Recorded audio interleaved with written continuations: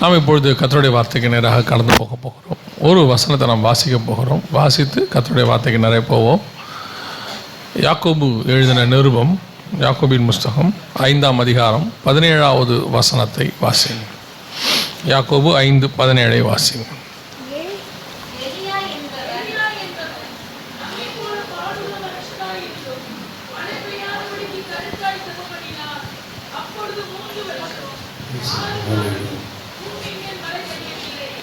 கண்களை மூடுவோம். நல்ல தகப்பனே, எங்கள் சர்வ வல்லமை உள்ள ஆண்டவரே, இந்த அருமையான நேரத்திற்காக உமக்கு ஸ்தோத்திரம். கிருபையுள்ள கரத்தில் எங்களை தாழ்த்துகிறோம். இம்மட்டுமாய் துதிகள், ஸ்தோத்திரங்கள், ஆராதனைகள் எல்லாவற்றையும் அங்கீகரித்தீர். இப்பொழுது நீர் எங்களோடு கூட பேசுகிறதான ஒரு நேரம் ஆண்டவரே. எங்கள் ஆவி, ஆத்மா, சரீரத்துக்கு தேவையானதை தேவனான கர்த்தர் எங்களோடு கூட பேசி தேவையானதை தந்து பலப்படுத்தி ஆண்டவரை உமக்குள்ளே ஸ்திரப்படுத்தி சீர்படுத்தி நீர் வரும் அளவும் ஆண்டவரே நாங்கள் எல்லோரும் சாட்சிகளாய் நிற்க கர்த்தர் கிருபை தருவீராக. ஆண்டவரே, நீர் கொடுக்குற இந்த ஆவிக்குரிய ஆகாரமானது எங்களை பலப்படுத்தட்டும், நிலைநிறுத்தட்டும். ஆண்டவரே, உம்முடைய மகிமை மூடட்டும். வந்திருக்கிற ஒவ்வொருத்தரோடும் கர்த்தர் நீர் பேசுவீராக, ஈடுபடுவீராக. எங்கள் ஆண்டவர் இயேசுவின் நாமத்தில் பிதாவே, அல்லேலூயா. யாக்கோபின் புஸ்தகம் 5ஆம் அதிகாரம் 17வது வசனம் சொல்லுகிறது, எலியா என்பவன் நம்மை போல பாடுள்ள மனுஷனாய் இருந்தும் அப்படின்னு இருக்கு. பொதுவாக அந்த எலியாவை குறித்து வேதாகமத்தில் ஒரு முன்னுரைப்பு உண்டு, ஒரு தீர்க்க தரிசனம் உண்டு. எலியாவினுடைய ஊழியம் இன்னும் முடிவடையவில்லை, இன்னும் எலியாவின் ஊழியம் இருக்கிறது. ஏன்னா இயேசு வருவதற்கு முன்பதாகலாம் யார் வரணும்? எலியா வந்து வழியை ஆயத்தம் பண்ணணும். இயேசு அடுத்து பகிரங்கமாக வந்து பூமியை ஆட்சி செய்வதற்கு முன்பதாகவும் 2 சாட்சிகள் வர வேண்டும். அதில் ஒன்று எலியாவாக இருக்கணும். அப்படிங்கிறது தான் நம்முடைய நிதானம். அப்படி இருக்கும்போது இந்த எலியா என்பவர் பொதுவாக நமக்கு ஒருத்தரோட பேசிகிட்டு இருக்கும்போது எங்கிட்ட சொன்னாங்க, அவங்களாம் பைபிளில் உள்ளவங்க, அவங்களால முடியும் அப்படின்னு சொன்னாங்க. சில காரியங்களை நாம் செய்ய முடியல, பலவீனமாக இருக்கும்போது உங்களை பைபிளில் உள்ளவங்களோட கம்பேர் பண்ணாதீங்க, அவங்க பைபிளில் உள்ளவங்க ஹீரோஸ் அப்படின்னாங்க. பைபிளில் உள்ளவங்க எல்லாருமே நம்மை போல ஒரு காலத்தில் பாடுள்ளவர்கள் தான், நம்மை போல சாதாரணமாய் பிறந்தவர்கள் தான், தேவனால் முன்குறிக்கப்பட்டவர்கள் தான். உங்களையும் என்னையும் கர்த்தர் எப்படி முன்குறித்து அழைச்சிருக்கிறாரோ அதே மாதிரி அவர்களையும் அழைத்தார். அவங்கள ஒன்றும் சூப்பர் நேச்சுரலாக நடத்தலை. அவர்களை நடத்துகிற காலங்களிலே தேவன் அவர்களோடு கூட இடைப்பட்டார், அற்புத அடையாளங்களை செய்தார். அதே தேவன் தான் இன்னும் ஜீவனோடு கூட இருக்கிறார். நான் எப்படி விசுவாசிப்பேன்னா, இதை ஏன் பைபிள் எழுதி கொடுத்துருக்குன்னா, பாரு, உன்ன மாதிரி சாதாரணமாக இருக்கிறவங்க தான் இவங்க எல்லாரும். ஒரு ஆடு மேய்க்கிறவங்களாக இருக்கிறாங்க, ஒரு புறஜாதி தேசத்தில் இருக்கிறாங்க, ஒரு அடிமையாக இருக்கிறவங்களாக இருக்கிறாங்க, ஒரு இடத்துல வந்துட்டு ராஜாவுக்கிட்ட பானபாத்திரக்காரராக இருக்கிறாங்க, சகோதரால் பகைக்கப்பட்டவங்களாக இருக்கிறாங்க, ஊரை விட்டு ஓடி போனவங்களாக இருக்கிறாங்க, விதவையாக இருக்கிறாங்க. இப்படிப்பட்டவங்களை தான் நான் எடுத்து பயன்படுத்தி இருக்கிறேன். அப்போ உன்னையும் எடுத்து நான் என்ன செய்ய போகிறேன்? பயன்படுத்த போகிறேன். உன் வாழ்க்கையிலும் இந்த மாதிரி பிரச்சனைகள் வரும், நம் வாழ்க்கையிலும் அந்த மாதிரி போராட்டங்கள் வரும். இவைகளுக்கு மாடலாக தான் அது எழுதப்பட்டிருக்கிறது. இந்த பைபிளில் உள்ள அத்தனை கேரக்டரும் இந்த பூமியில் இருக்கிற அத்தனை பேர் கடந்து போகிற சுச்சுவேஷன்ஸுக்கு ஏற்ற மாதிரி தான் ஆண்டவர் எழுதி வச்சிருக்கிறார். ஸோ அதை படிக்கும்பொழுது நம்ம அந்த மாதிரி சுச்சுவேஷனை கடந்து போகும்போது அவர்களை அதிலிருந்து விடுதலையாக்கி ஆசீர்வதித்த ஆண்டவர் நம்மையும் விடுதலையாக்கி ஆசீர்வதிப்பார் என்பதற்காக தான் அது எழுதப்பட்டிருக்கு. அப்போ இவங்க எல்லாருமே எடுத்த உடனே வானத்திலேருந்து குதிச்சவங்க கிடையாது, நம்மை போல பாடுள்ளதான ஒரு மனுஷர்கள், அவ்வளோதான். எலியாவும் நம்மை மேலே ஒரு மனுஷன்தான் அப்படின்னு. இப்போ எலியாவை குறித்து அதிகமாக தியானிக்கும் பொழுது எனக்கு ரொம்ப ஆச்சரியமான விஷயம் என்னென்னா, ஒரு சிலரை பற்றியெல்லாம் நிறைய அதிகாரம் இருக்கும், அவங்கள பற்றி நிறைய சொல்லிக்கிட்டு வருவார். இப்போ ஆபிரகாமெல்லாம் எடுத்துக்கிட்டிங்கன்னா 12ஆம் அதிகாரத்தில் ஆரம்பித்து 23ஆம் அதிகாரம் வரைக்கும் இருப்பார். ஆதியாகமத்தில் கிட்டத்தட்ட 10 அதிகாரத்துக்கு அவரை பற்றி இருக்கும். அதுக்கப்புறம் எங்கே பார்த்தாலும் ஆபிரகாம் பற்றி வந்துக்கிட்டே இருக்கும். ஆனால் நீங்கள் எலியாவை எடுத்துக்கிட்டிங்கன்னா 1 ராஜாக்கள் 18 தான் வராரு உள்ளேயே. வந்துட்டு 2 ராஜாக்களில் வந்து அவர் 2ஆம் அதிகாரத்தில் போயிடுவார். நடுவில் பார்த்தீங்கன்னா 20ஆம் அதிகாரத்தில் வேறு அவர் இருக்க மாட்டார், நடுவில் இருக்க மாட்டார். அப்புறம் 21ஆம் அதிகாரத்தில் வருவார், 2ஆம் அதிகாரத்தில் ஏறி போயிட்டார். அத்தோட எலியாவை பற்றி நீங்கள் பேசுனதை பார்த்தீங்கன்னு சொன்னால், மத்திய எழுதின சுவிசேஷத்தில் இயேசு வந்து பேசுவார். அங்கேயும் அந்த மாதிரி 4 சுவிசேஷத்தில் பேசிட்டு அத்தோட எங்கே போய்டும்னா ரோமருக்கு போயிடும், ரோமர்லேருந்து அடுத்து யாக்கோபுக்கு போயிடும், அவ்வளோதான். அப்போ எலியாவை பற்றி கொஞ்சம் விஷயந்தான் இருக்குது பைபிளில். ஆனால் எலியா வந்து ஒரு பெரிய ஊழியத்தை செய்திருக்கிறார். இன்னும் சொல்ல போனால் இயேசுடைய ஊழியத்தினுடைய முதல் பார்ட்டை அவர் செய்கிறார். யோவான் ஸ்நானகர் வந்து செய்கிறார். அவர் செஞ்சு வழியை ஆயத்தம் பண்ணால் தான் இயேசு வருவார். அது அப்போ எவ்வளோ இம்பார்ட்டன்ட் பாருங்கள். அது இல்லாமல் இயேசுவை சந்திக்க அவர் வருகிறார். மறுரூப மலையில் பார்க்க வராங்க. அப்போ இந்த எலியாவை குறித்து தியானிக்கும் போது வசனம் தெளிவாக சொல்லுது, அவர் நம்மை போல ஒரு பாடுள்ள மனுஷனாக இருந்தார். அவங்க நார்மலாக நம்மளை மாதிரி ஒரு பிறந்த ஒரு மனுஷன்தான். அவருக்கும் பாடு இருந்துச்சு, பிரச்சனை இருந்துச்சு, போராட்டம் இருந்துச்சு. நிறைய நேரத்தில் ஊழியக்காரங்களை பார்க்கும்போது சிலர் சொல்லுவாங்கள்ல, அவங்களுக்கு என்னையா நல்லா இருக்கிறாங்க ஆள், அவங்களுக்கு என்ன. சிலர்லாம் பார்த்தீங்கன்னா யூடியூப்லலாம் பார்த்தீங்கன்னா ஊழியக்காரங்களை கிரிட்டிசைஸ் பண்ணுறத ஒரு வேலையாக வச்சுருக்கிறாங்க. அவங்களுக்கு ஏன் அப்படி தோணுதுன்னா, இவங்க ஏன் இப்படி இருக்கிறாங்க, நல்லா இருக்கிறாங்க, வசதியாக இருக்கிறாங்க, வாய்ப்பாக இருக்கிறாங்க அப்படின்னு சொல்லி அவங்களோட வியூவில் அப்படி தெரியுது, அவ்வளோதான். இப்போ நம்ம வியூவில் போய் பார்த்தா தான் நமக்கு இருக்கிற பிரச்சனை என்னன்னு நமக்கு தெரியும். இப்போ ஒரு நாள் நம்ம இங்கிலாந்தோடைய பிரதமரை பற்றி படிச்சுக்கிட்டு இருந்தோம். போரிஸ் ஜான்சன் ஒருத்தர் இருந்தார். போரிஸ் ஜான்சன் பயங்கரமான பிரதமர். அவர் இருந்தாருன்னாங்க, அவருக்கு என்னப்பா பிரதமர், நம்ம நினைக்கிறோம் பிரதமர் தானே எவ்வளோ பெரிய ஆள் அப்படின்னு. போரிஸ் ஜான்சனுடைய வாழ்க்கையில் போய் பார்த்தா அவருக்கு பெரிய பிரச்சனை.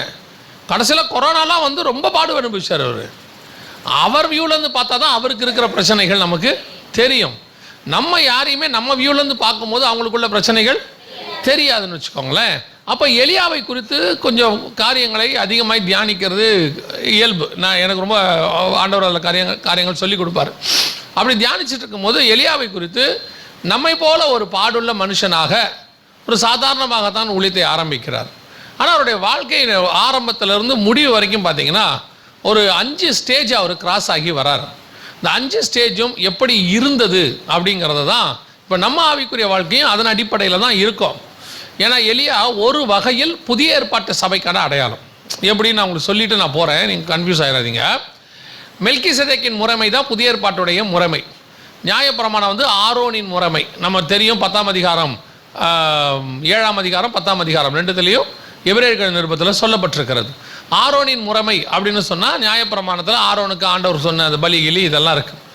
மெல்கிசேதேக்கின் முறைமைனா இயேசு கிறிஸ்துவினுடைய ஆசாரிய முறைமை. இயேசு எப்படி ஊழியம் பண்ணாரோ அப்படி தான் நம்ம பண்ணிக்கிட்டு இருக்கிறோம். இப்போ நம்ம யாரும் ஆரோன் பண்ண மாதிரி பண்ணலை. அவரை மாதிரி நீல அங்கேயே போட்டுக்கிட்டு கம்பை கையில் பிடிச்சிக்கிட்டு தூப கலசத்தை பிடிச்சிக்கிட்டு ஆடை பலி கொடுத்தலாம் நம்ம என்ன செய்யலை, பலிபடத்தெல்லாம் கொடுக்கல. இப்போ நம்ம இயேசு பண்ண மாதிரி ஊழியம் பண்ணிக்கிட்டே இருக்கிறோம். இதுக்கு பேர் மெல்கிசேதேக்கின் முறைமைன்னு பேர்.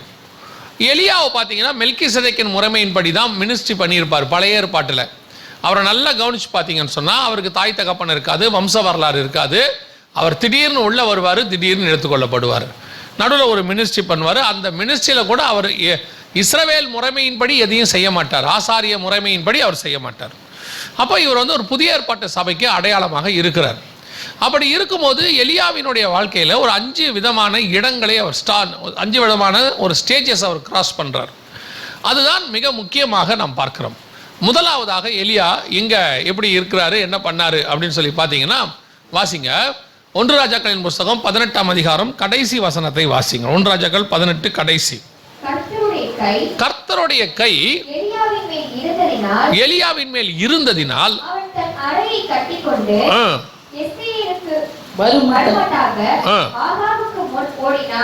நல்லா கவனிங்க.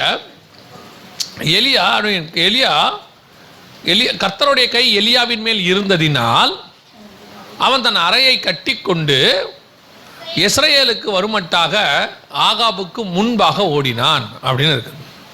இது எலியாவினுடைய ஆரம்ப கால ஊழியம். இந்த ஊழியத்தில் பயங்கர மினிஸ்ட்ரி பவர்ஃபுல்லாக நடக்குது. ஆவிக்குரிய வாழ்க்கை ஆரம்பத்தில் நல்லா இருக்கும். ஆண்டவருக்குள்ளே வந்த புதுசில் பார்த்தீங்கன்னா பரபரன்னு இருக்கும். ஊழியமும் அப்படி தான். வந்த புதுசில் பார்த்தீங்கன்னா பரபரன்னு இருக்கும். அப்படி செய்யலாம், இப்படி செய்யலாம், அப்படி பண்ணணும், இப்படி பண்ணணும் அப்படின்னு சொல்லி நல்லது. ஆண்டவர் கூட அந்த காரியத்தை சொல்லும் போது ஆதியிலே கொண்டிருந்த அன்பை விட்டாய் என்ற உன் பேரில் எனக்கு ஒரு குறை உண்டுங்கிறார். ஆதியில் ஒரு அன்பு இருக்கு. அந்த அன்பு எக்ஸ்ட்ராடினரி அன்பு அப்படின்னு நம்ம பார்க்குறோம். உலக பிரகாரமாகி அப்படி தான். எந்த ஒரு காரியத்தையும் நீங்கள் ஃபஸ்ட்டு பையன்கிட்ட ஒரு பொம்மையை வாங்கி கொடுங்க, 2 நாளைக்கு அந்த பொம்மையை வச்சு உருட்டிகிட்டே இருப்பான். 3ஆவது நாள் பொம்மைக்கு அவனுக்கு சம்மந்தமே இருக்காது, இல்லை பொம்மை தூளாக இருக்கும்.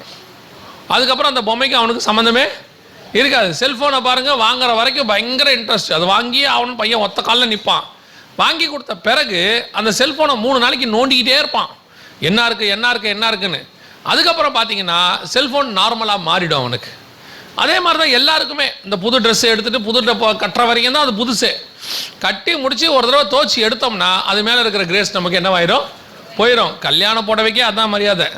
கல்யாணத்தை கட்டி முடிச்சாச்சு, அன்னைக்கு கழட்டியாச்சு, அந்த கோட் சூட்டை கழட்டியாச்சுன்னா அதுக்கப்புறம் அந்த கோட் சூட்டை அவன் போடவே மாட்டான் பாருங்க. அதுக்கு நிறைய காரணம் இருக்குது. ஏன்னா அதை போட்டோம்னா அவனுக்கு அந்த ஞாபகம் வந்துக்கிட்டே இருக்கும். எதுக்கு அந்த பாடுகளை நம்ம நினைப்பானேன்னு சொல்லி என்ன சொல்கிறது இல்லாமல் அதை போடுறதே இல்லை. அதையே தூக்கி ஹேங்கரில் மாட்டினான்னா மாட்டினதோட சரி. அதை பார்க்கும் போதெல்லாம் நினைப்பான், நீயும் மாட்டிக்கிட்டே நானும் மாட்டிக்கிட்டேன், 2 பேரும் தொங்குறோம் அப்படின்னு சொல்லிட்டு அந்த கல்யாண கோட்டை. எனக்கு பாருங்கள், எந்த கணவனும் கல்யாண கோட்டை அதுக்கப்புறம் பெரும்பாலும் போட மாட்டான், அப்படியே எடுத்து ஓரமாக வச்சிருவான். அது அப்படி ஆமீன் தனியாக வந்துச்சு, அதான் பார்த்தேன் என்னன்னு. அப்புறம் நம்ம என்ன செய்கிறோம் அப்படின்னா, எந்த ஒரு காரியத்தையுமே நாம் ஆரம்பத்தில் ஒரு வேகம். இப்போ எலியாவை பாருங்கள், ஒரு வேகம் இருக்குது. அந்த வேகத்துக்கு என்ன காரணம் அப்படின்னு சொல்லி பார்த்தீங்கன்னா, அவரும் எந்த அளவுக்கு வேகமாக ஓடினார்னு பார்த்தீங்கன்னா 45வது வசனத்தை வாசிங்க பார்ப்போம். அதற்குள்ளாக வான மேகங்களினாலும் காற்றினாலும் கருத்து பெருமலை உண்டாயிற்று. ஆகா ரதத்தில் ஏறி இஸ்ரேலுக்கு போனான். ஒருத்தன் ரதத்துல ஏறி வண்டியில ஏறி போறான்.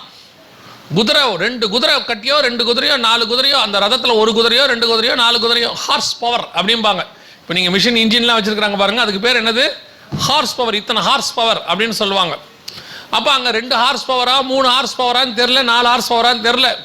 குதிரை கட்டி அடிச்சு நவுத்தி ஓடுறாரு எலியா, இவர் ஆகாப். ஆனால் ஓடும் போது பார்த்தீங்கன்னா எலியா பின்புதான் தொடங்குகிறார். மழையை பார்த்தோன்னே எலியா.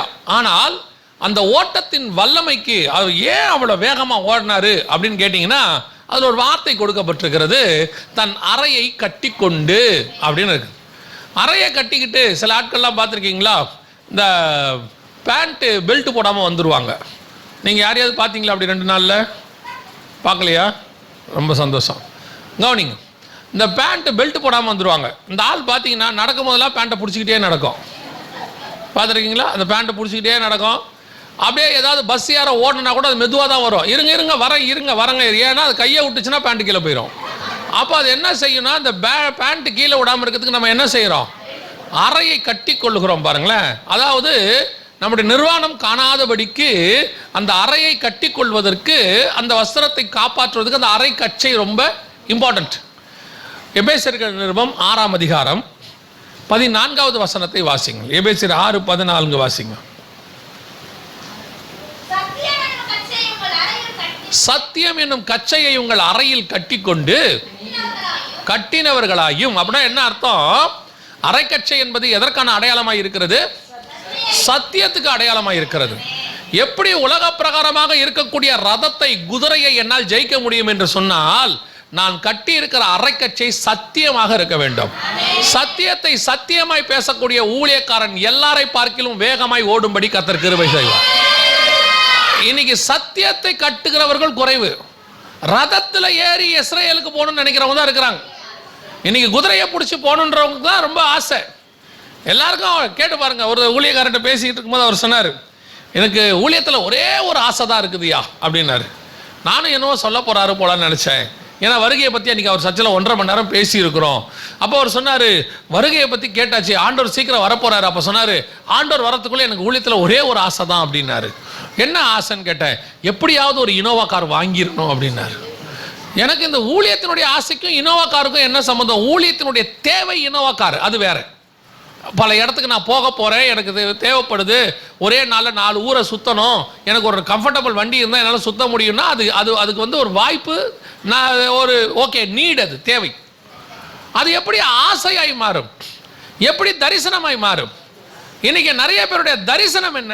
இன்னைக்கு எதை மேலே ஏறி ஓடிக்கிட்டு இருக்கிறாங்க? ஆகாப்பு ஓடுறதுக்கு காரணம் என்ன? ஆகாப்புக்கு இடைக்கச்சை இல்லாவிட்டால் கவலையே கிடையாது. ஏன் தெரியுமா? அவனை பொறுத்த வரைக்கும் எனக்கு இடைக்கச்சை இருந்தா என்ன, இல்லாட்டி என்ன, நான் ஓட போறதில்ல, குதிரை ஓட போகுது, நான் ரதத்தில் உட்காந்துருக்கிறேன், நான் சொகுசா போயிட்டு இருக்கிறேன். ஆனா ஆண்டவர் சொல்றாரு, அவன் குதிரையில போனாலும் சரி, அவன் ரதத்தில் போனாலும் சரி, ஆனால் இடைக்கச்சையை கட்டி கொண்டு கொண்டு ஊழியக்காரனுடைய ஓட்டம் இருக்குல்ல, அந்த ஓட்டமே என்டையர்லி டிஃபரெண்ட். அந்த ஓட்டம் தான் ஓட்டம். அப்படி ஓடுறான் அவன். ஆண்டவர் உங்களை என்னையும் அப்படி ஓடத்தான் அழைச்சிருக்கிறார். இன்னைக்கு நீங்க எதை கட்டிக்கிட்டு ஓடிக்கிட்டு இருக்கிறீங்கன்றதான் முக்கியம். நிறைய பேர் குதிரையில் ஓடுறதுக்கு ரெடியாக இருக்கிறாங்க. குதிரை மேலே ஏறி ஓடின ராஜாக்கள்லாம் இருக்கிறாங்க. நிறைய பேர் ரதத்தில் ஏறி நீங்கள் அடுத்த 20ஆம் அதிகாரத்தில் வாசிச்சு பார்த்தீங்கன்னா வசனம் சொல்லும், பெனாதாத் குதிரையின் மேல் ஏறி ஓடினான் அப்படின்னு இருக்கும். பெனாதாத்துங்கிற ராஜா குதிரையின் மேலே ஓடுறான், ஆகாப்பு ரதத்தில் ஓடுறான். ஆனா எலியா கர்த்தருடைய பலத்தினாலே. வெறும் கர்த்தருடைய பலன் இருந்தாலும் நம்ம எல்லாருக்குமே நம்ம பலவீனங்கள்ல கர்த்தருடைய பலன் இருக்கு. ஆனா கர்த்தர் என்ன எதிர்பார்க்கற தெரியுமா? என் பலன் உன் மேல இருக்கணும், ஆனா நான் சொன்னக்கூடிய சத்தியம் என்கிற அரைக்கச்சை உனக்குள்ளே கட்டப்பட்டவனாய் காணப்படும். இன்னைக்கு அந்த அரைக்கச்சையை நம்ம கட்டி இருக்கிறோமா? சத்தியம் இருக்குதா? இயேசுவை பார்த்து ரொம்ப அழகான ஒரு வார்த்தை சொல்லுவாங்க, எனக்கு திருப்பி திருப்பி படிச்சுனே இருப்பேன். என்ன சொல்லுவாங்க தெரியுமா? நீர் சத்தியத்தை சத்தியமாய் போதிக்கிறவர் என்று, நீர் முகாந்தரம் இல்லாமல் முகதாட்சண்யம் இல்லாமல் பேசுகிறவர் என்று. அப்போ இதான் சத்தியம், அவ்வளவுதான். ஆனா ஒண்ணு, சத்தியம் பேசுனீங்கன்னா நிறைய பேரால பகைக்கப்படுவீர்கள், அது மட்டும் சத்தியம், அது மட்டும் நிச்சயம். நீங்க சத்தியம் பேசுனீங்க, அநேகருக்கு சத்துருவாய் மாறுவீங்க. ஏன்? சத்தியத்தில் இல்லாதவனுக்கு சத்தியம் சத்துருவாய் தெரியும், அவனுக்கு பார்க்கறதுக்கு அது கஷ்டமா தெரியும். என்ன இவன் மட்டும் பெருசா பேசுறாரு? இப்ப இயேசு வந்து நியாயப்பிரமாணத்தை முறியடிக்க வந்தாரா, நியாயப்பிரமாணத்தை நிறைவேற்ற வந்தாரா? நிறைவேற்றதான் வந்தாரு. அப்ப இவங்க செய்யற நியாயப்பிரமாணத்தை தான் அவரும் செய்யறாரு. ஆனா நியாயப்பிரமாணத்தை கரெக்டா செய்யறாரு. இவங்க நியாயப்பிரமாணத்தை என்ன பண்ணிட்டாங்க? கொலாப்ஸ் பண்ணிட்டாங்க. இவங்க இஷ்டத்துக்கு ஏற்ற மாதிரி மாத்திட்டாங்க. அதனால தான் ஆண்டவர் சொல்றார், ஆதி முதல் கொண்டு அப்படி இல்லை, உங்கள் இருதயத்தின் கடினத்தின் நிமித்தமே மோசே அப்படி சொன்னான். ஃபர்ஸ்ட் கொலாப்ஸ் முடிஞ்சிருச்சு. ரெண்டாவது சொல்றாரு, நீங்கள் அவர்களுக்கு பாரமானங்களை சுமத்துகிறீர்கள், நாங்க அப்படி வைக்கலன்றார் ஆண்டவர். நியாயப்பிரமாணம் கொடுக்குமா ஜனங்களுக்கு பாரமானதையே? எவ்வளவு நல்ல ஆண்டவர் பாருங்க. மாடு கொடுக்குறவன் மாடு கொடு, ஆடு கொடுக்குறவன் ஆடு கொடு. ரெண்டு பேரால என்னால கொடுக்க முடியல, ரொம்ப ஏழைங்க, புறா குஞ்சு கொடு, அவ்வளவுதான். எப்படி பலியை மாத்தி வைக்கிறார்? எல்லாருக்குமான தேவன் அவர். அவ்வளவு லகுவாய் சத்தியத்தை ஃபாலோ பண்றதுக்கு வச்சிருக்கிறார். இவங்களுக்கு லகுவா சத்தியத்தை ஃபாலோ பண்ண விருப்பம் இல்ல, இவங்க தங்கள் மன விருப்பத்தின்படி செய்ய விரும்புகிறவங்க. அப்ப இவங்க என்ன நினைக்கிறாங்க தெரியுமா? இப்ப ராஜாவை கூப்பிட்டு எலியா சொல்றாரு, ராஜா இப்ப மழை வரப்போகுது, நான் அரைக்கச்சையை கட்டிட்டு ஓட போறேன், நீ அரைக்கச்சையை கட்டிக்கோ, ரெண்டு பேரும் வா ஓடுவோம் அப்படின்னு சொன்னா ராஜா சொல்லுவாரு, பைத்தியக்காரன் போவான். கர்த்தர் என்னை ஆசீர்வதித்து எதை கொடுத்திருக்கிறார்? ரதத்தை கொடுத்திருக்கிறார். இஸ்ரவேலுக்கு ராஜாவாக ஆகாப்பை கர்த்தர் யார் அபிஷேகம் பண்ணது? கர்த்தர் தான் கொண்டாந்துருக்கிறார். ஏன்னா அவர் தான் ராஜாக்களை தள்ளி ராஜாக்களை ஏற்படுத்துகிறவர். இப்ப சொன்னா அவர் ராஜா என்ன சொல்வாரு? எனக்கு ரதத்தை கர்த்தர் தானியா கொடுத்தாரு, நான் ரதத்து மேல ஓடுறதுக்கான இந்த இவ்வளவு வசதியை யார் படுத்தி கொடுத்தது? கர்த்தர் கொடுத்தாரு. அவன் சொல்றான், கர்த்தர் கொடுத்தாரு, பட் இப்ப இஸ்ரவேலுக்கு போகணும்னா ரதம் பத்தாது, அந்த ஸ்பீடு பத்தாது, அந்த குதிரை பத்தாது, இப்ப சத்தியம் என்கிறதான ஸ்பீடு வேணும். இது அதை விட வேகமா ஓட வேண்டிய காலத்துக்கு நம்ம இருக்கிறோம். இப்ப நீ அந்த ரதத்தை விட்டு இறங்கி என் கூட ஓடுனா ராஜாவால் அதை ஏற்றுக்கொள்ள முடியாது. இன்னைக்கு இருக்கிற அநேக ஊழியர்களாலும் ஆவிக்குரியவர்களாலும் சத்தியத்தை ஏற்றுக்கொள்ள முடியாது. ஏன்? இன்னைக்கு இருக்கிற காலம் கடைசி காலம், நம்ம ஆயத்தப்படணும், பரலோகத்துக்கு போகணும். அவங்க சொல்லுவாங்க அதெல்லாம் போய், அதெல்லாம் ஏமாத்துறது, அதெல்லாம் பயமுறுத்துறது. அப்ப என்ன செய்யணும்? இது கர்த்தர் ஆசீர்வதிக்கிற காலம். சிலர் குதிரைகளை குறித்தும் சிலர் ரதங்களை குறித்தும் மேன்மை பாராட்டுகிற காலம். என்னையா கர்த்தர் நம்மளை ராஜாவுடைய பிள்ளைகளாக வச்சிருக்கிறாரு. அப்ப என்ன பண்ணும்? உலகத்திலேயே பெஸ்ட் கிரெடிட் கார்டை எனக்கு தான் கொடுப்பாரு. கடனே வாங்காத ஆண்டவர் தான் எது கொடுப்பாரு? கிரெடிட் கார்டு கொடுப்பாரு, கடன் அட்டையை கொடுப்பாரு. அவர் தான் சொன்னாரு, நீயோ கடன் கொடுப்பாய், கடன் வாங்காதன்றவருடைய ஊழியக்காரர் கடன் அட்டையை வாங்கி வச்சுக்கிறார். கேட்டா சொல்றாரு கர்த்தர் கொடுத்தார்.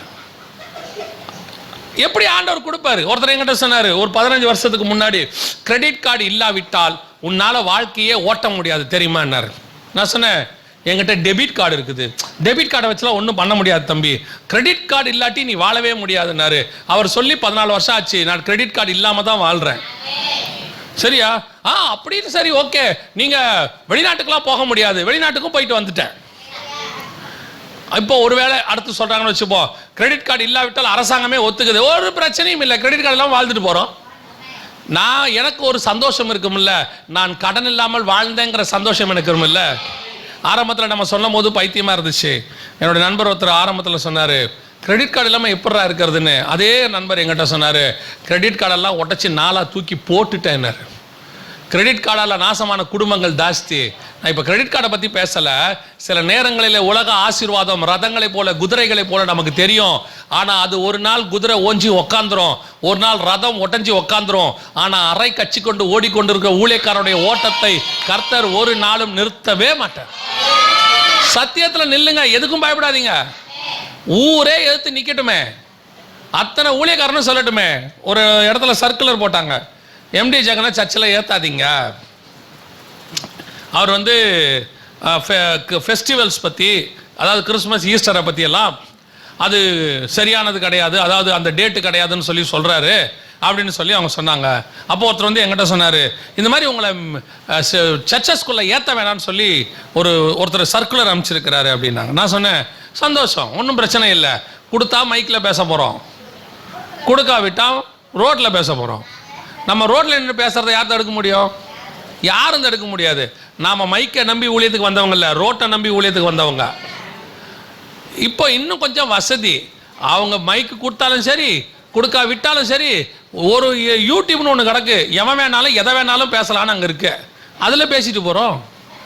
எவனோ வேண்டாததெல்லாம் யூடியூப்பில் பேசிகிட்டு இருக்கும்போது தேவனுக்கு தேவையானதை எடுத்து பேசுறதுக்கு என்ன இருக்குது, பேசிட்டு போகிறோம். இன்றைக்கி சத்தியத்தை பேசுறதுக்கு கதவை அடைச்சா ஒன்றும் பிரச்சனை இல்லை. நான் என்ன சொல்கிறேன், அவங்க சிலர் சொல்லுவாங்க, அவர் பேசுறது சரியில்லைங்க அப்படின்னா, என்ன சரியில்லைன்னு சொல்லுங்கள், திருத்திக்கலாம் அப்படின்னோடனே ஒரு ஊழியக்காரர் வந்தார், இல்லை நீங்கள் கிறிஸ்மஸை பற்றியெல்லாம் பேசுகிறீங்க sir. Right, okay, Christmas December 25 தானான்னு கேட்டேன். அல்ல, அது இல்லைன்னு எனக்கு தெரியும்னு சொன்னார். என்னைக்குன்னு கேட்டேன், அது தெரியாதுன்னு சொன்னார். அப்புறம் ஏன் நீங்கள் 25 கொண்டாடுறீங்கன்னு கேட்டேன். இல்லை பிரதர், அது நீங்கள் சொல்கிறது சரிதான், ஆனால் இப்போ செய்ய முடியாது. அப்போ நான் சொல்கிறது சரிதான், நீங்கள் வேணா அதை உங்களுக்கு ஏற்ற மாதிரி மாடிஃபை பண்ணிக்கிட்டீங்க, என்ன ஏன் தப்புங்கிறீங்க? இப்போ எந்த தப்புன்னு சொன்னால் நான் ஏற்றுக்கிறேன், அதை சொல்லி கொடுங்க, நான் கற்றுக்கிறேங்கிறேன், அதை ஏன் சொல்ல மாட்டீங்க? இன்னைக்கு வந்து இஷ்டத்துக்கு உபதேசம் ஒரு பக்கம், இது ஒரு பக்கம், இன்னொரு பக்கம் எடுத்துக்கோங்க. அவன் கள்ள உபதேசம் ஒரு பக்கம், அவன் சத்திய அறக்கச்சை, அது வேற அறக்கச்சையாக இருக்குது, அது இன்னொரு அறக்கச்சை. பார்க்கறதுக்கு சத்தியம் மாதிரியே இருக்கும், சத்தியம் மாதிரியே இருக்கும். இன்னொரு சிலர்லாம் அறக்கச்சை கட்டி இருக்கிறாங்க. அவன் சொல்லுவான், உனக்கு மரணமே கிடையாது, 1000 வருஷம் நீ வாழ போற, 60 வருஷம் வாழ்றதுக்கே போதும் போதும்னு ஆயிடுது. எப்படா இயேசுநாதரை சந்திப்போன்னு ஒரு ஆசை இருக்கு. இவங்களுக்கு இயேசுவை சந்திக்கவும் ஆசை இல்லை, பரலோகத்துக்கு போகவும் ஆசை இல்லை. அவங்களுக்கு இந்த பூமியிலேயே காரை வாங்கி வீடை வாங்கி இங்கேயே 600 வருஷம் 700 வருஷம் இருந்து பேரப்பிள்ளைகள் எல்லாம் பார்த்து கடைசியாக அவனுங்களே நீ எப்போ தான் போய் தொலைவியோன்னு சுற்றி நின்று எல்லாரும் கன்னத்தில் கை வச்சு பார்க்குற வரைக்கும் இங்கே இருக்கணும்னு அவனுங்களுக்கு ஆசை இருக்குது. நமக்கு அந்த ஆசைலாம் இல்லை. நமக்கு என்ன ஆசை, அப்பா போகாதீங்க போகாதீங்கன்ற போதே போயிடணும், அதான் மரியாதை இல்லையா? இப்போ பாஸ்டர் வந்து மேலே அன்பாக இருக்கிறாரு, அண்ணே வாங்கண்ணே வாங்கண்ணேன்னு கூப்பிட்டு, அண்ணே வந்துட்டீங்களாண்ணே, அண்ணே எங்கண்ணே இருக்கீங்க, அண்ணே எவ்வளோ நேரத்தில் வருவீங்கன்னு கேட்டார். நான் 50 நாள் இங்கேயே உக்காந்துட்டேன்னு வச்சுக்கோங்க, அண்ணே என்ன கேட்பார்?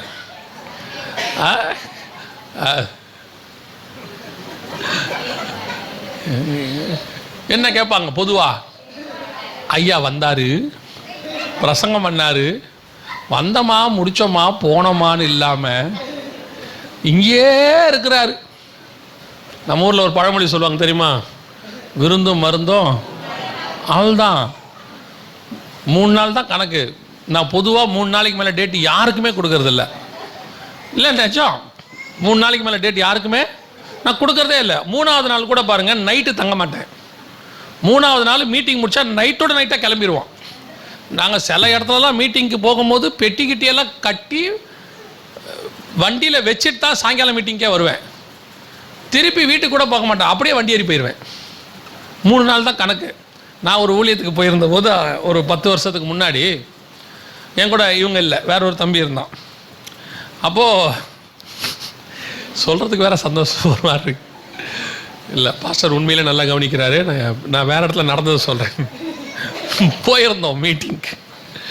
போன உடனே முதல் நாள் தட்டப்படலாம் சாப்பாடு போட்டு கை கழுவுற இடத்துல அந்த பாஸ்டர் துண்டோடு நின்றுட்டு இருந்தார். இப்படி அண்ணே கை தொடச்சிக்கங்கண்ணே அப்படின்னார். தொடச்சிட்டு ரூமுக்கு வந்தோம். அந்த தம்பி சொன்னான், என்னண்ணே ஆண்டவர் நாமத்தில் வந்ததுக்கு எவ்வளோ மரியாதைண்ணே, அவர் துண்டு எடுத்துகிட்டு நிற்கிறாரு அப்படின்னா. நான் சொன்னேன், நாளைக்கு பார்ப்போம். ஏன்னா முதல் நாள், ஏன்னா நான் அவனுக்கு முன்னாடி 15 வருஷம் ஊழியம் பண்ணிகிட்டு இருக்கிறேன். அவன் அப்புறம் தான் வந்து 5ஆவது வருஷம் தான் சேர்ந்தான் என்கிட்ட. 2ஆவது நாள் போனோம், கையை கழுவிட்டு பார்த்தோம், துண்டு சேர் மேலே இருந்துச்சு. அவன் கேட்டான், அண்ணே துண்டு சேர் மேலே இருக்குதுண்ணேண்ணா. இது 2ஆவது நாள், நாளைக்கு பார்ப்போம் அப்படின்னு. 3ஆவது நாள் போனோம், கையை கழுவிட்டு பார்த்தோம், துண்டை காணோம். நான் சொன்னேன், தம்பி துண்டை காணோம், துணியை காணோன்னு இதோட போயிட்டோம்னா நமக்கு நல்லது. நீ 4ஆவது நாள் இருந்தீங்கன்னா குழாயில் தண்ணி வராது. நான் சொல்கிறது நிஜம். நாமளே இந்த பூமியில் அப்படித்தான் இருக்கிறோம். அதாவது நம்ம இருக்கிற வரைக்கும் கட்டி பிடிச்சிக்கிட்டு ஐயோ போவாதீங்க போவாதீங்கம்பா. நான் சொல்லி வச்சுருக்கேன் என் பசங்கள்லாம், நிஜம் ஆண்டவருக்கு தெரியும். ஆண்டவர் ஜீவனை எடுக்கிறாருன்னா அந்த போராடிலாம் கேட்கப்படாது. எப்படியாவது அந்த ஜீவனை ஒரு 5 வருஷம் கொடுங்க, 10 வருஷம் கொடுங்க, 5 வருஷம் குட்டி கொடுங்கன்னு என்ன செய்யக்கூடாது, கேட்கவே கூடாது. போறாரா அழுகையோடு அமுச்சு விட்டுறணும். ஆண்டவரே உமக்கு சித்தமானதை நிறைவேற்றும். நல்ல வார்த்தை ஒன்று இருக்குது, அதை தூக்குங்கன்னு சொல்ல முடியாது, வச்சுக்கோங்கன்னு சொல்ல முடியாது. அவர்கிட்ட விட்டுறது. தாவீது மாதிரி, என்னப்பா 3 ஆப்ஷன் கொடுக்குறேன், என்னப்பா தாவீதுன்னா 3லாம் வேணா, 4வது ஒன்று இருக்குது, என்னது, உம்முடைய கரத்தில் விழுவேனாக, நீங்களே பார்த்து ஏதாவது ஒன்று செஞ்சு விட்டுருங்கம்பா. அந்த மாதிரி நம்மளாம் தாவீது மாதிரி மாறிடணும். நீங்கள் போயிட்டு அவருக்கு 5 வருஷம் கொடுங்க, 10 வருஷம் கொடுங்க அப்படின்னீங்கன்னா அடுத்த 10 வருஷம் நீங்கள் ஜோம் பண்ணுற மாதிரி ஆயிரும். எப்படி இருக்கணும், ஆண்டவரே இந்த ஆளை இறங்கி தூக்குன்ற மாதிரி, ஆண்டவரை இறங்கி இந்த ஆளை தூக்குங்கன்ற அளவுக்கு நமக்கு கொண்டு போயிடும். ஏன்னா நம்மளை அந்த அளவுக்கு வியாதி பாதிக்கப்பட்டு கடைசியில் ஆண்டவர் நல்லபடியாக கொண்டு போகிறதுக்கு தான் கூப்பிட்டாரு. நாம தான் போகாமல் என் பேரனை பார்க்கணும், பேத்தியை பார்க்கணும், ஆண்டவர் எனக்கு கடைசி ஆசை எசேக்கியா ராஜா மாதிரி கேட்டு வாங்கிடுறது. நம்மளே அந்த நிலைமையில் இருக்கிறோம். இப்போ அவங்க சொல்லிட்டு இருக்கிறோம் 1000 வருஷம் இருப்பீங்க, 2000 இருந்துட்டு வாங்க, யாருக்கும் ஒன்றும் பிரச்சனை இல்லை. ஆனால் புதிய ஏற்பாட்டை பொறுத்த வரைக்கும் பூமி என்பது ஒரு வாடகை வீடு. எப்போ விட்டுட்டு பரலோகத்துக்கு போகிறோம் நம்ம ஆத்மா வாஞ்சியாக இருக்கணும். இன்னைக்கு ஒரு இறைக்கச்சை ஒன்று இருக்குது. என்ன இடைக்கச்சை தெரியுமா? இது ஒரு சத்தியம், ஒரு வித்தியாசமான சத்தியம் ஒன்று இருக்குது. ஆளாளு கட்டியிருக்கிறாங்க. இந்த இடைக்கச்சை யார் கட்டின இடைக்கச்சைன்னு கேட்டிங்கன்னா, இப்போ இன்னொன்று இருக்குது, வாசிங்க. தானியேல் புஸ்தகம் 5ஆம் அதிகாரம், தானியேல் புஸ்தகம் 5ஆம் அதிகாரம் 6வது வசனத்தை வாசிங்க.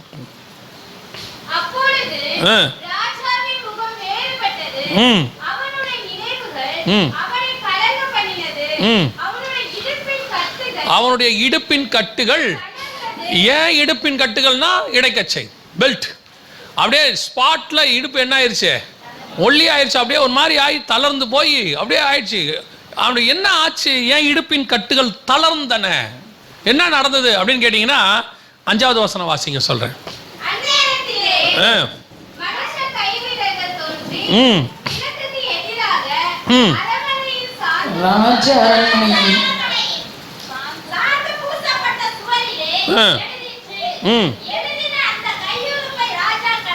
நியாய தீர்ப்பை எழுதியாச்சு பெல்ஷாசாருக்கு. நியாய தீர்ப்பு வரும்போது தான் தெரியும் எந்த இடைக்கச்சை கட்டினது, எந்த இடைக்கச்சை அவிழ்ந்தது என்று சொல்ல. இன்னைக்கு இடைக்கச்சை, ராஜா இடைக்கச்சை நல்லா இருக்கும், ஸ்ட்ராங்கா இருக்கும் சொல்லுவாங்க. அவங்க சும்மா வனாந்தரத்தில் ஓடிட்டு இருக்கிறாங்க. அவங்க என்ன சும்மா கிராமத்தில் ஊழியம் பண்ணிட்டு இருக்கிறாங்க. அவங்க என்ன சும்மா சத்தியம் சத்தியம்னு சொல்லிட்டு இருக்கிறாங்க. அவங்க என்ன சும்மா வருக வருது வருக வருதுன்னு சொல்லிட்டு இருக்கிறாங்க. அந்த இடைக்கச்சையை கிண்டல் பண்ணுவாங்க. இப்ப ஒரு நாள் நியாய தீர்ப்பு ஒன்று வரும், ஒரு கையுறுப்பு ஒன்று எழுதும், நீ தராசிலே நிறுத்தி பார்க்கப்படுகிற காலம் ஒன்று வரும். அப்பொழுது ஆண்டவர் சொல்வார், நீ குறை உள்ளவனாய் காணப்பட்டாய். நியாய தீர்ப்பிலே எந்த இடைக்கச்சை நிற்கிறது, எந்த இடைக்கச்சை அவிழ்கிறது என்பதுதான் முக்கியம். இப்ப கட்டிட்டு ஓடிடலாம், இப்ப கட்டிட்டு குதிரை மேல ஏறிடலாம், இப்ப கட்டிக்கிட்டு ரதத்தின் மேல போயிடலாம், இப்ப கட்டிட்டு சிங்காசனத்தின் மேல உட்கார்ந்துக்கலாம். பார்க்கறதுக்கு அதான் சொல்லுவாங்க, அவர் பெரிய ஊழியக்காரங்க. ஒரு நாளும் நான் அதை ஏற்றுக்கொள்ளவே மாட்டேன். ஊழியக்காரன்ல பெரியவன் சின்னவன் ஒருத்தன் கிடையவே கிடையாது. ஊழியக்காரன்ல நல்லவன் கெட்டவன் தான் இருக்கிறான். ஏன்னா அப்படிதான் வசனம் சொல்லுது. நல்ல ஊழியக்காரன் தான் இருக்கிறான், உண்மை உள்ள ஊழியக்காரன் தான் இருக்கிறான். பெரிய ஊழியக்காரன் சின்ன ஊழியக்காரனா எதை வச்சு சொல்றீங்க? எவன் சின்ன ஊழியக்காரன், எவன் பெரிய ஊழியக்காரன்? பெரிய ஊழியக்காரன் பைபிள்ல யாரு? நம்மளை கேட்ட நம்ம யாரா சொல்லுவோம், ஓ பவுல் பெரிய ஊழியக்காரர். எதை வச்சுப்பா சொல்ற? அவர் 13 புக்கு எழுதியிருக்கிறாரு, அவர் பெரிய ஊழியக்காரர். அந்த வெறும் 13 புக்கு போதும் அப்படின்னா பின்னாடி எழுதியிருக்கிற யூதா புஸ்தகம் சின்ன ஊழியக்காரரா? ஒரே ஒரு அதிகாரம் எழுதியிருக்கிறவர் சின்ன ஊழியக்காரன் ஆயிடுமா? இல்ல பவுலுக்கு முன்னாடி பாத்தீங்கன்னு சொன்னா யாக்கோபு எழுதின நிருபம் சின்னதா மாறிடுமா? இது எல்லாம் சேர்ந்தாதான் ஒரு பைபிள். இது உள்ள கிரானைட் இருக்கலாம், அல்லது இது உள்ள மார்பிள் இருக்கலாம், இது உள்ள செங்கல் இருக்கலாம், இது உள்ள கடப்பா கல் இருக்கலாம். எல்லா கல்லும் சேர்ந்து இருந்தாதான் ஒரு வீடு. வாசல்ல அழகா நீங்க கிரானைட்டை போட்டுட்டு கிச்சன்ல கடப்பா கல் போடாம நீங்க கிச்சன்ல மேடை கட்டாம விட்டு பாருங்க, அந்த வீட்டம்மா அவங்கள சாத்தும் சாத்துவாங்க. வாசல்ல கல்லை போட்டுட்டு அடுப்பு வைக்கிறதுக்கு மேடை கட்டாம விட்டு இருக்கிற சோறு எங்க இருந்து வரும்? கேட்பாங்களா கேட்க மாட்டாங்களா? என்னம்மா மார்பிள் போட்டிருக்கிறேன், ஓ மார்பிள் காலில் மிதிக்கிறதுக்கு, ஆனா கடப்பா கல் சாப்பிட்றதுக்கு, அடுப்பு வச்சு சாப்பிட்றதுக்கு. அதனால எந்த கல்லும் இதுல என்ன கிடையாது, பெருசு சிறுசு கிடையாது.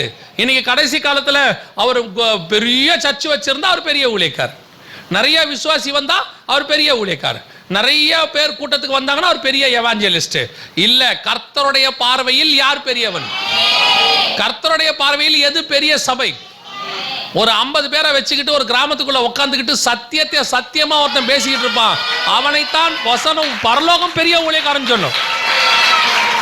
அவனைத்தான் பரலோகம் கனப்படுத்த போகுது.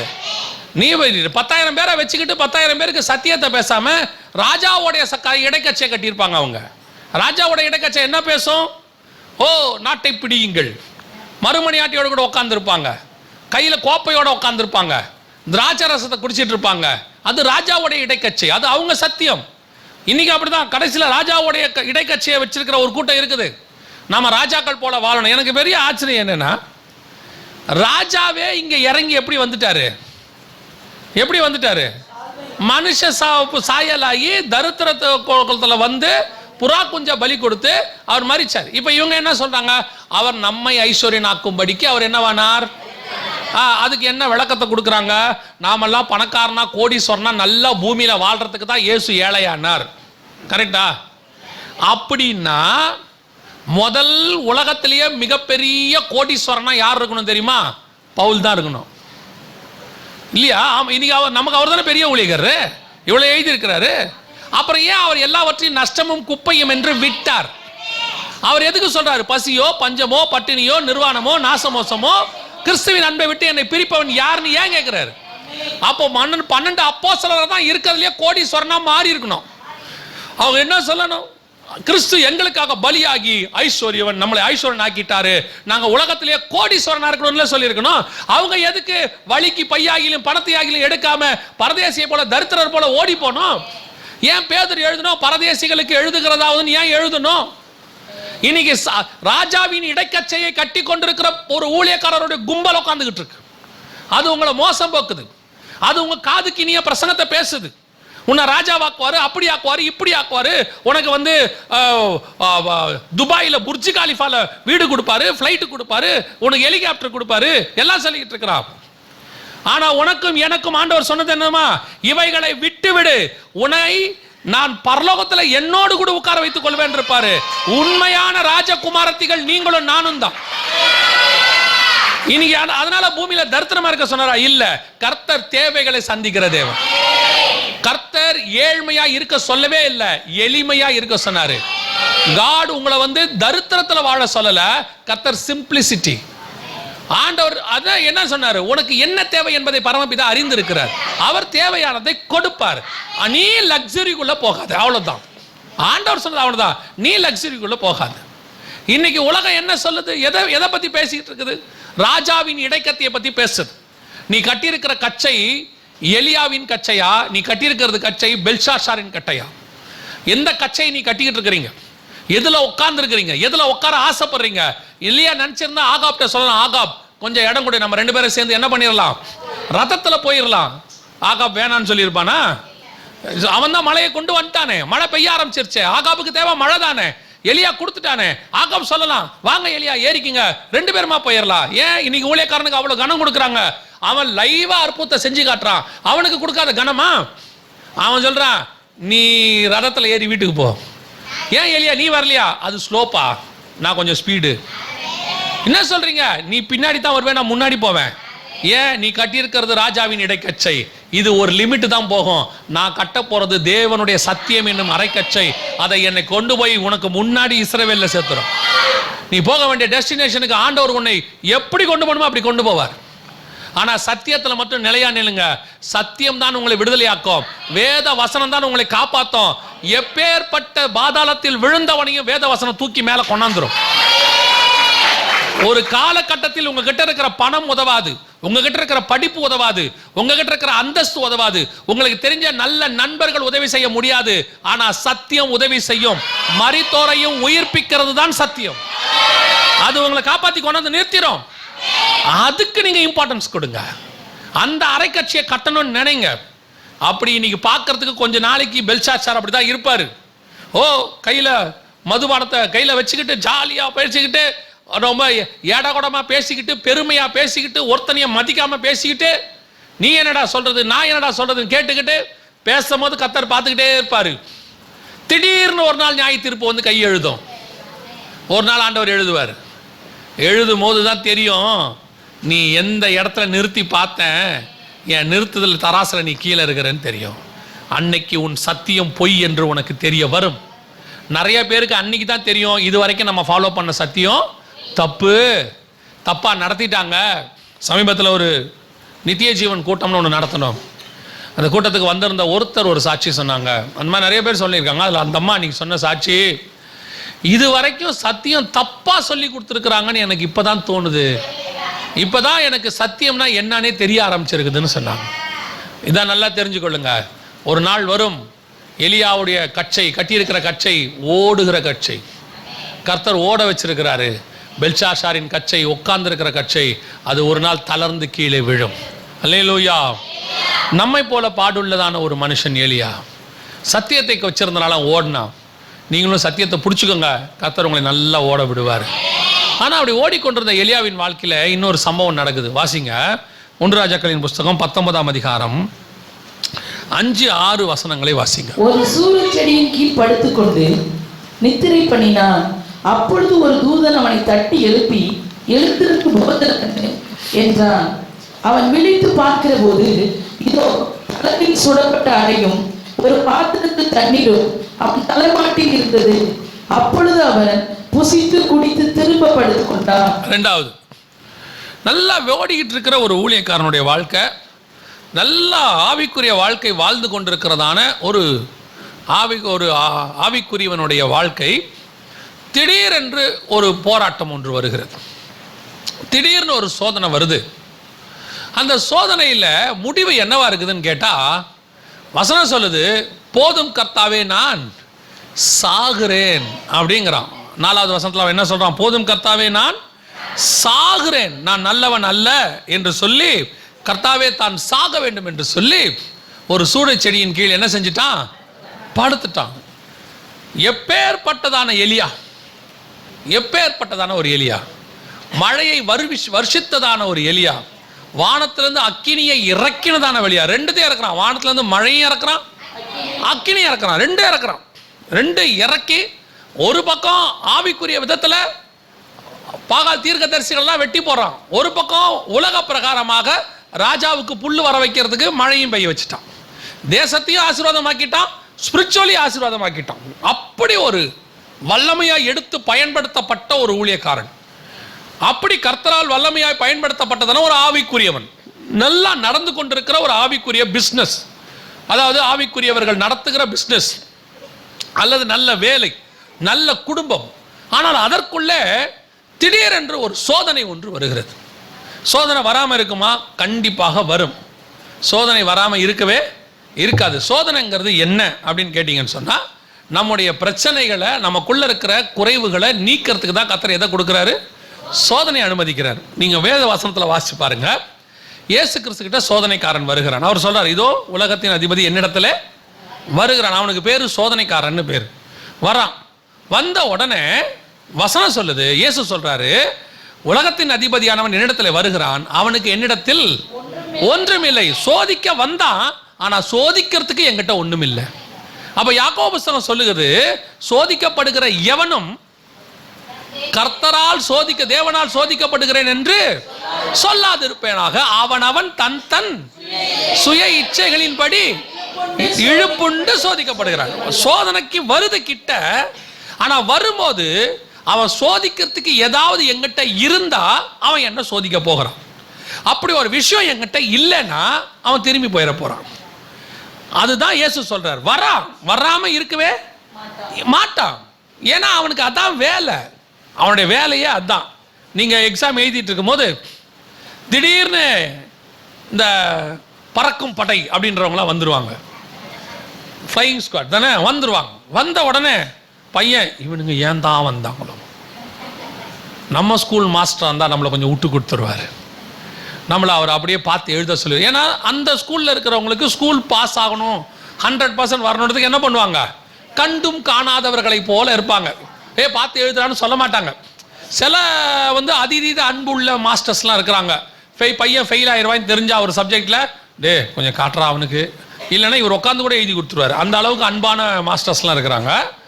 ஒரு சில மாஸ்டர்ஸ் இருக்காங்க, கண்டும் காணாதவர்களை போல எழுதுறான்னு தெரிஞ்சாலும் என்ன பண்ணிடுவாங்க, கண்டுக்காமல் விட்டுருவாங்க. ஆனால் திடீர்னு ஃப்ளையிங் ஸ்குவாட் ஒன்று வரும். அவங்க வந்தால் இவனும் பயப்படுவான், மாஸ்டரும் பயப்படுவார்.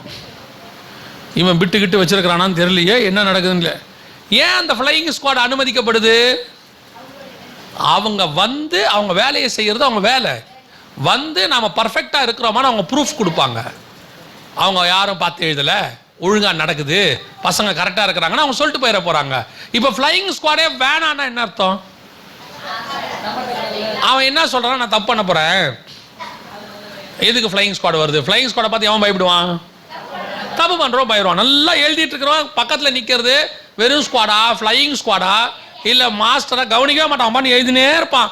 அவன் தலையை எதுக்கு நிமிருவானா, பேப்பரும்பா எழுதுவான், பேப்பரும்பா எழுதுவான், அவ்வளோதான் வேலை. அவன் எப்போ வரைக்கும் எழுதுவான்னு கேட்டிங்கன்னா, டைம் அப் எல்லாம் முடிஞ்சு போச்சு, இப்போ நூலை கட்டுங்கிற வரைக்கும் இங்கே குஞ்சு எழுதினே இருப்பான். கட்சியில் கையில் வந்து புட்டுங்கிற வரைக்கும் எழுதுவான், பேப்பர் அப்படி புட்டுங்கிற வரைக்கும் எழுதுவான், sir sir sir sir sir சார்னு எழுதுவான். அவன் சுற்றி கித்தி எதையும் பார்க்க போகிறதே. அவங்ககிட்ட சொல்லுவாங்க ஃப்ளையிங் ஸ்குவாட் வந்தாங்க எப்போன்னு கேட்பான். ஃப்ளையிங் ஸ்குவாட் எப்போ? உன் பக்கத்தில் நின்றுந்தாங்க, நான் பார்க்கலையே. ஏன்? அவனுக்கு அதை பற்றி கவலையே இல்லை. அப்போ சோதனையை பற்றி நம்ம ஏன் பயப்பட போகிறோம்? நம்மகிட்ட ஏதாவது இருந்தால் தான் சோதனை வரும். அப்படி ஒரு சிச்சுவேஷன் யாருக்கு வந்துச்சு? எலியாவுக்கு வந்துச்சு. எலியா வந்து எப்படி பேட்டி கொடுத்துருவாரு, ஏய் பாகால் தீர்க்கதரிசி புடுறா, வெட்டுறா, ஒருத்தனை விடாதரா, ஆகாப்பே போ, ஓடி போய் வீட்டுக்கு, மழை வரப்போகுது, எல்லாம் ஓகே தான். அப்படியே பார்த்துக்கிட்டே இருக்கிறார் ஆண்டவர். பையனில் பரவாயில்ல, பையன் பயங்கர ஸ்ட்ராங்காக தான் இருக்கிறான், தீர்க்கதரிசியை மிரட்டுறான், ராஜாவை மிரட்டுறான், பரவாயில்லையே அப்படின்ட்டு திடீர்னு ஒரு அனௌன்ஸ்மெண்ட் வருது. என்ன அனௌன்ஸ்மெண்ட்டு? நாளைக்கு இந்நேரம் எலியாவின் தலை வாங்கப்படும் அப்படின்னு. இந்த அனௌன்ஸ்மெண்ட்டை எலியா கிட்ட வந்து யாரும் சொல்லல, வசனம் சொல்லுது, அதை அவன் அறிந்த போது. யாரோ ஒருத்தன் சொல்லி இருக்கிறான், ஏசபேல் உன் தலையை வாங்க போது.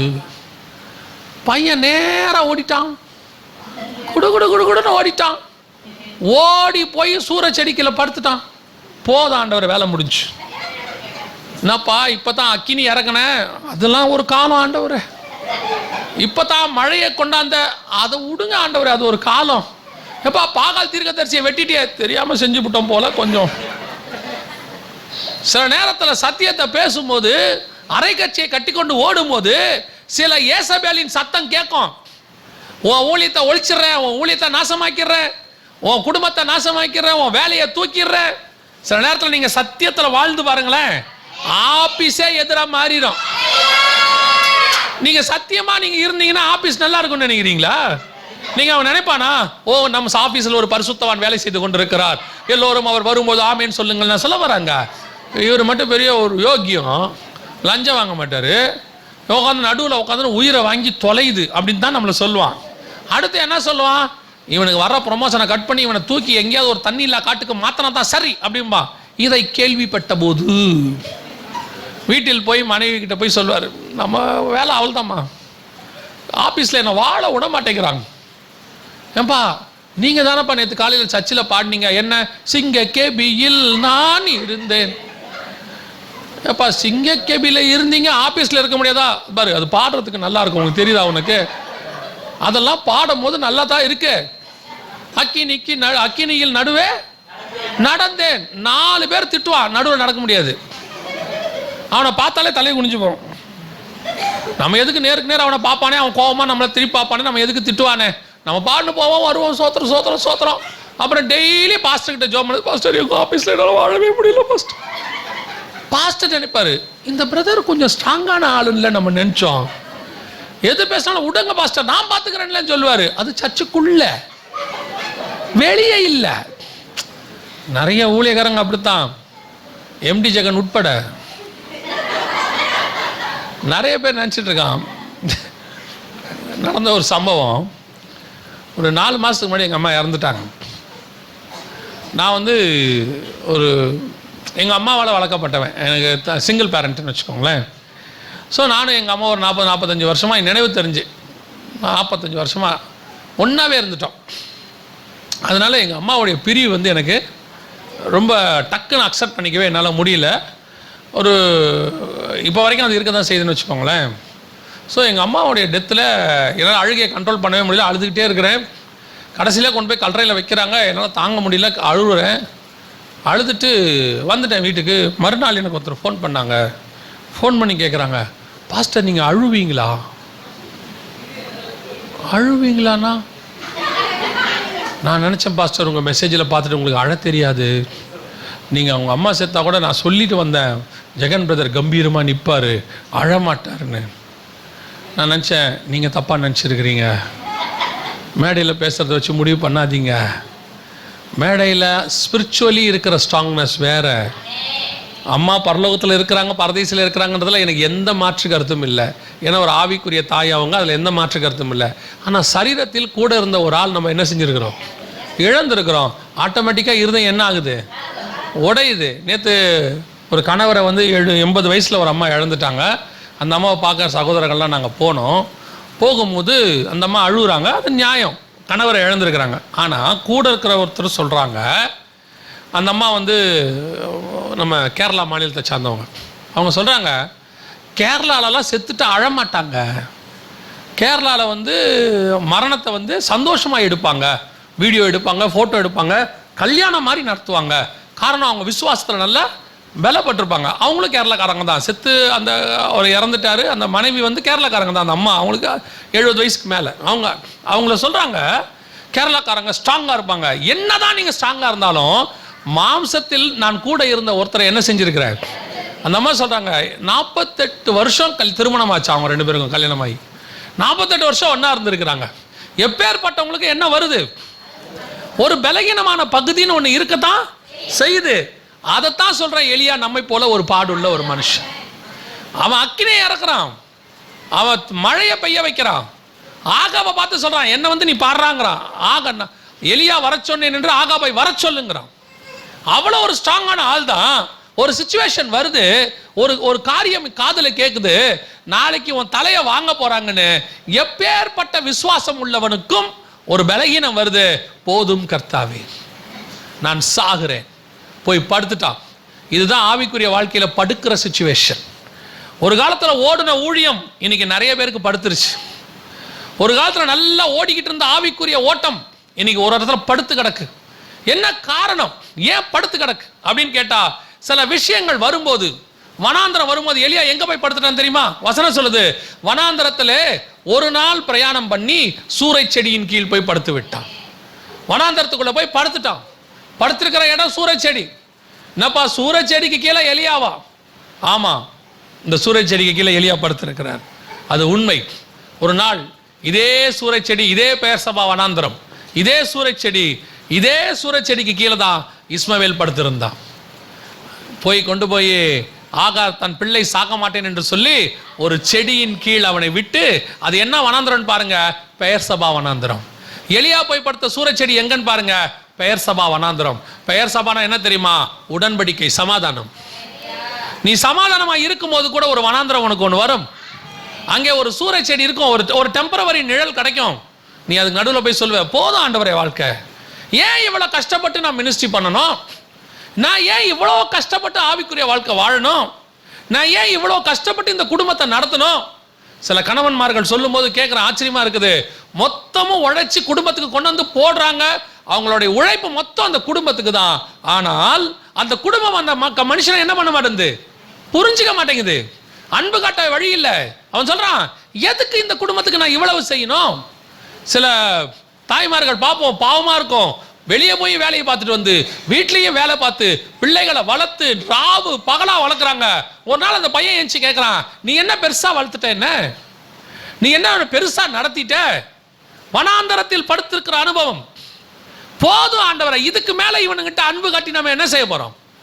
இதுக்கு மேலே நான் செஞ்சு என்ன பண்ண போறேன்? நேற்று இரவு நான் பாஸ்டர்லாம் பேசிட்டு இருக்கும் போது இன்னொரு போதகர் எனக்கு ஃபோன் பண்ணார். ஃபோன் பண்ணி அந்த போதகர் குரல் வந்து அழுகையின் குரல், அவ்வளோதான், தழுதழுகுது. என்னாச்சு பாஸ்டர் அப்படின்னு. அண்ணே, இத்தனை நாளாக ஒரு பையனுக்கு பிசாசு பிடிச்சிருந்துச்சு. எங்கள் வீட்டில் சர்ச்சுக்குள்ளே உட்கார வச்சு 2 மாதம் உபவாச ஜெபம் போட்டு அவனுக்காக ஜெபிச்சு, சபையாக ஜெபிச்சு, பொறுப்பை நாங்கள் மொத்தம் எடுத்து அந்த பையனை டெலிவரன்ஸ் ஆக்கி விட்டு ஒரு 2 வாரம் ஒழுங்காக வந்தாங்கண்ணே. இப்போ பெரிய சர்ச் ஒன்று கிடச்சிருச்சுன்னு பக்கத்து சர்ச்சுக்கு போயிட்டாங்க. அவர் சொல்கிறாரு, அவன் போனது பரவாயில்லண்ணே, போட்டோம். ஆனால் நான் இவ்வளோ அன்பு காட்டினப்ப அந்த அன்புக்கு என்னதான் மரியாதை? இவ்வளோ நான் கஷ்டப்பட்டேன், அதுக்கு என்ன மரியாதை? சில நேரங்களில் நாம் செஞ்சது எல்லாத்தையும் மறந்துட்டு உலகம் ஆப்போசிட்டாக பேசும். ஒரு சிச்சுவேஷன் வரும், ஒரு போராட்டம் வரும், ஒரு வனாந்தரம் வரும், ஒரு சூறைச்செடி வரும், உன்னை படுக்க பண்ணும். வேணா விட்டுருவோம், போதும், முடிச்சிடலாம், இதுக்கப்புறம் தேவையே இல்லை அப்படிங்கிற ஒரு இடம் வரும். ஆண்டவர் சொல்றாரு, எழுந்துடுறா, எழுந்துரு, மேல இந்த அடையை சாப்பிடு. அடை எது ஆடு? தழலில் சுடப்பட்ட அடை. இது எங்க இருந்து வந்திருக்கு? பரலோகத்திலிருந்து தூதன் கொண்டு வந்திருக்கிறான். ஏன்? நீ இயேசபேலை நம்பி இந்த ஊழியத்துக்கு வரல, ஆகாப நம்பி வரல, நீ வந்தது என்ன நம்பி வந்திருக்கிற இந்த இடத்துக்கு. உன்னை நான் படுக்க விடவே மாட்டேன், நீ வனாந்தரத்தில் நீ சாகடிக்க உன்னை விடவே மாட்டேன். நீ செய்ய வேண்டியது இன்னும் எவ்வளவு இருக்கு, நீ போக வேண்டிய தூரம் அதிகம். சில நேரத்தில் பாதியில, கால்வாசியிலேயே, முக்காவாசியிலேயே போதும், வரும் சிச்சுவேஷன் வரும். எத்தனை நாள் நீங்க வீட்டில் சொல்லியிருக்கிறீங்க? கல்யாணமான 5 வருஷத்துல, கல்யாணமான 10 வருஷத்துல என்ன சொல்லியிருப்பீங்க? பேசாம இந்த வீட்டில் இருக்கிறதுக்கு செத்து தொலையலாம், வாழ்க்கையை முடிச்சுக்கலாம். எத்தனை பேர் சூசைடுக்கு போயிருக்கோம்? ஆனால் ஆண்டவர் உங்களை காப்பாற்றி எது கொண்டு வந்தார் தெரியுமா? நீ 5 வருஷத்துக்குள்ள சூசைட் பண்ணி சாக பார்த்த, ஆனால் அடுத்த 30 வருஷம் உனக்கு ஒரு வாழ்க்கையை கர்த்தர் வச்சு ஆசீர்வதிச்சு அநேகர் கண்களுக்கு முன்பாக உன்னை உயர்த்தி உட்கார வச்சிருக்கிறாரு. நீ 15 வருஷத்துக்கு முன்னாடி செத்து இருந்தா இந்த ஆசீர்வாதம் வந்திருக்குமா? 5 வருஷத்துக்கு முன்னாடி. ஏன்னா சில நேரத்தில் சிச்சுவேஷன்ஸ் வரும்போது, சூரச்செடி வரும்போது, சில இயேசபேலின் சத்தம் கேட்கும் போது, சிலர் உன்னை துரத்தும் போது, சிலர் உன்னை கொல்லுகிறேன் என்று சொல்லும் போது, உன் ஆவிக்குரிய வாழ்க்கை தொய்ந்து போகும். அப்படியே ஒரு டயர்ட்னஸ் வரும். உன்னை ஊழியம் பண்ண விடாம கிரஷ் பண்ணுவாங்க. ஒரு ரூம்குள்ள போட்டு உன்னை அடைப்பாங்க. உன்னை எங்கேயும் வரக்கூடாதுன்னு சொல்லுவாங்க. எஸ், உண்மை, அதான் உண்மை, இதுதான் உலகம். உன்னை நீ செஞ்ச எல்லா நன்மையும் வாங்கிக்கிட்டு உன்னை துரத்தி விடுவாங்க. நீ செஞ்ச அத்தனை நன்மையும் வெளியே தெரியவே தெரியாது. ஆனா பார்க்கிறவங்களுக்கு என்ன தெரியும் தெரியுமா? எலியா இயேசபேலுக்கு பயந்து ஓடிட்டாயா. ஆமா, அதுவும் தான் உண்மை. ஆமா, ஒரு நாள் என் நிலைமை இப்படி தான் இருந்துச்சு. ஆண்டவர் சொன்னாரு, என்னடா இயேசபேலுக்கு பயந்துட்ட நீயே? இயேசபேலுக்கு பயந்துட்டு இந்த அடையை சாப்பிடு. இது என்னது? பரலோகத்தினுடைய மன்னா, பரலோகத்தினுடைய வார்த்தை இது. இதை சாப்பிடு. இந்த பலத்துல நீ எப்போ வரைக்கும் ஓடுவ தெரியுமா? கடைசி வரைக்கும் ஓடுவ. ஓடிட்டே இரு. சில நேரத்தில் கர்த்தருடைய வார்த்தை மாத்திரம் நமக்கு இல்லாதிருந்தால், கர்த்தர் மட்டும் நம்மளை தேற்றாதிருந்தால், கர்த்தர் மாத்திரம் நம்ம மத்தியில் ஆறுதலாய் சொல்லாமல் இருந்திருந்தால், இந்நேரம் நம்மை கொன்று போட்டு இருப்பார்கள், செத்து போயிருப்போம் நம்ம. நான் சொல்லுவேன், என்ன சொல்லுவேன், ஆண்டவர் மட்டும் என் கூட இல்லாமல் இருந்திருந்தால் நான் செத்து 7 வருஷம் இருக்கும். சிலர் செய்த சில காரியங்களுக்கு ஆண்டவர்கிட்ட லிட்டரலா இதே வேர்டை நான் சொல்லியிருக்கிறேன் ஆண்டவர்கிட்ட. ஆண்டவரே, என்னை நான் வாழ விரும்பல, இவ்வளோ பெரிய கேவலத்துக்கு பிறகு நான் வாழ விரும்பல, என்னை எடுத்துடுங்க ஆண்டவர்கிட்ட சொல்லியிருக்கேன். ஆண்டவருக்கு தெரியும். ஆண்டவர் சொன்னார், ஒரு வார்த்தை ஆண்டவர் பதில் பேசவே இல்லை. சில நேரங்களில் நான் நினைப்பேன், ஆண்டவரே இப்படி பேசும்போது ஏதாவது நீங்கள் பேச மாட்டீங்களா? ஆண்டவர் ஒன்றே ஒன்று தான் நமக்கு திருப்பி திருப்பி சொல்லுவார், எழுந்து நட, போக வேண்டிய தூரம் அதிகம் இருக்கு. எனக்கு ரொம்ப பிடிச்ச ஒரு விஷயம் என்ன தெரியுமா? நாளைக்கு இந்நேரம் தலையை வாங்குவேன்னு சொன்ன இயேசபேல் செத்துட்டா, ஆனா எலியா சாகவே இல்லை. இன்னைய வரைக்கும் சாகவே இல்லை. இன்னைய வரைக்கும் எலியா சாகல. அதுதான் தேவன் கொடுக்கிற வார்த்தை, தேவன் கொடுக்கிற வாக்கு தத்தம், தேவன் கொடுக்கிற சத்தியம், தேவன் கொடுக்கிற பலன், தேவன் கொடுக்கிறதான அத்தனையும் அதுதான். உன்னை இல்லாம போக பண்ணுகிறவன் சொல்லுறவன் இல்லாம போவானே ஒழிய, உன்னை ஒரு நாளும் கர்த்தர் இல்லாமல் போக பண்ணவே மாட்டார். படுக்காத, எழுந்துரு. ஆண்டவர் சொல்றாரு, போதும்னு போய் படுக்காத. வீட்டில் பெரிய பிரச்சனை, எனக்கு இது போதும். வீட்டில் ரொம்ப போராட்டம், இதுக்கு மேலே நான் சர்ச்சுக்கு வரமாட்டேன். கணவர் போட்டு அடிக்கிறாரு, இதுக்கு மேலே நீ சொல்லு, தைரியமா சொல்லு, இந்த அடிக்கிற கணவனோடு கூட இதே சபைக்கு ஒரு நாள் நான் வருவேன், குடும்பமா வந்து நாங்க உட்காருவோம்னு சொல்லு. கர்த்தர் உன்னுடைய விசுவாசத்தை கனப்படுத்துவார். தைரியமா சொல்லு. ஏன் தெரியுமா? சொல்றது கர்த்தர்.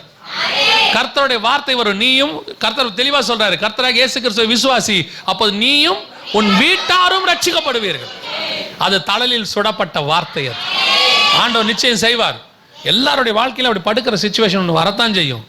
எல்லாருக்கும் வரும். பேதுருவுக்கு வரும், பவுலுக்கு வரும், எல்லாருக்கும் வரதான் செய்யும். ஆனால் அந்த சிச்சுவேஷனை நம்ம எப்படி ஆக்ட் பண்ணுறோங்கிறோம், ரியாக்ட் பண்ணுறோங்கிறதான் ரொம்ப முக்கியம். படுத்துடக்கூடாது. அடித்து போட்டு பவுலை கல்லில் அடித்து அவ்வளோதாயா பவுல் முடிஞ்சான், அப்படிதானே இருக்கு.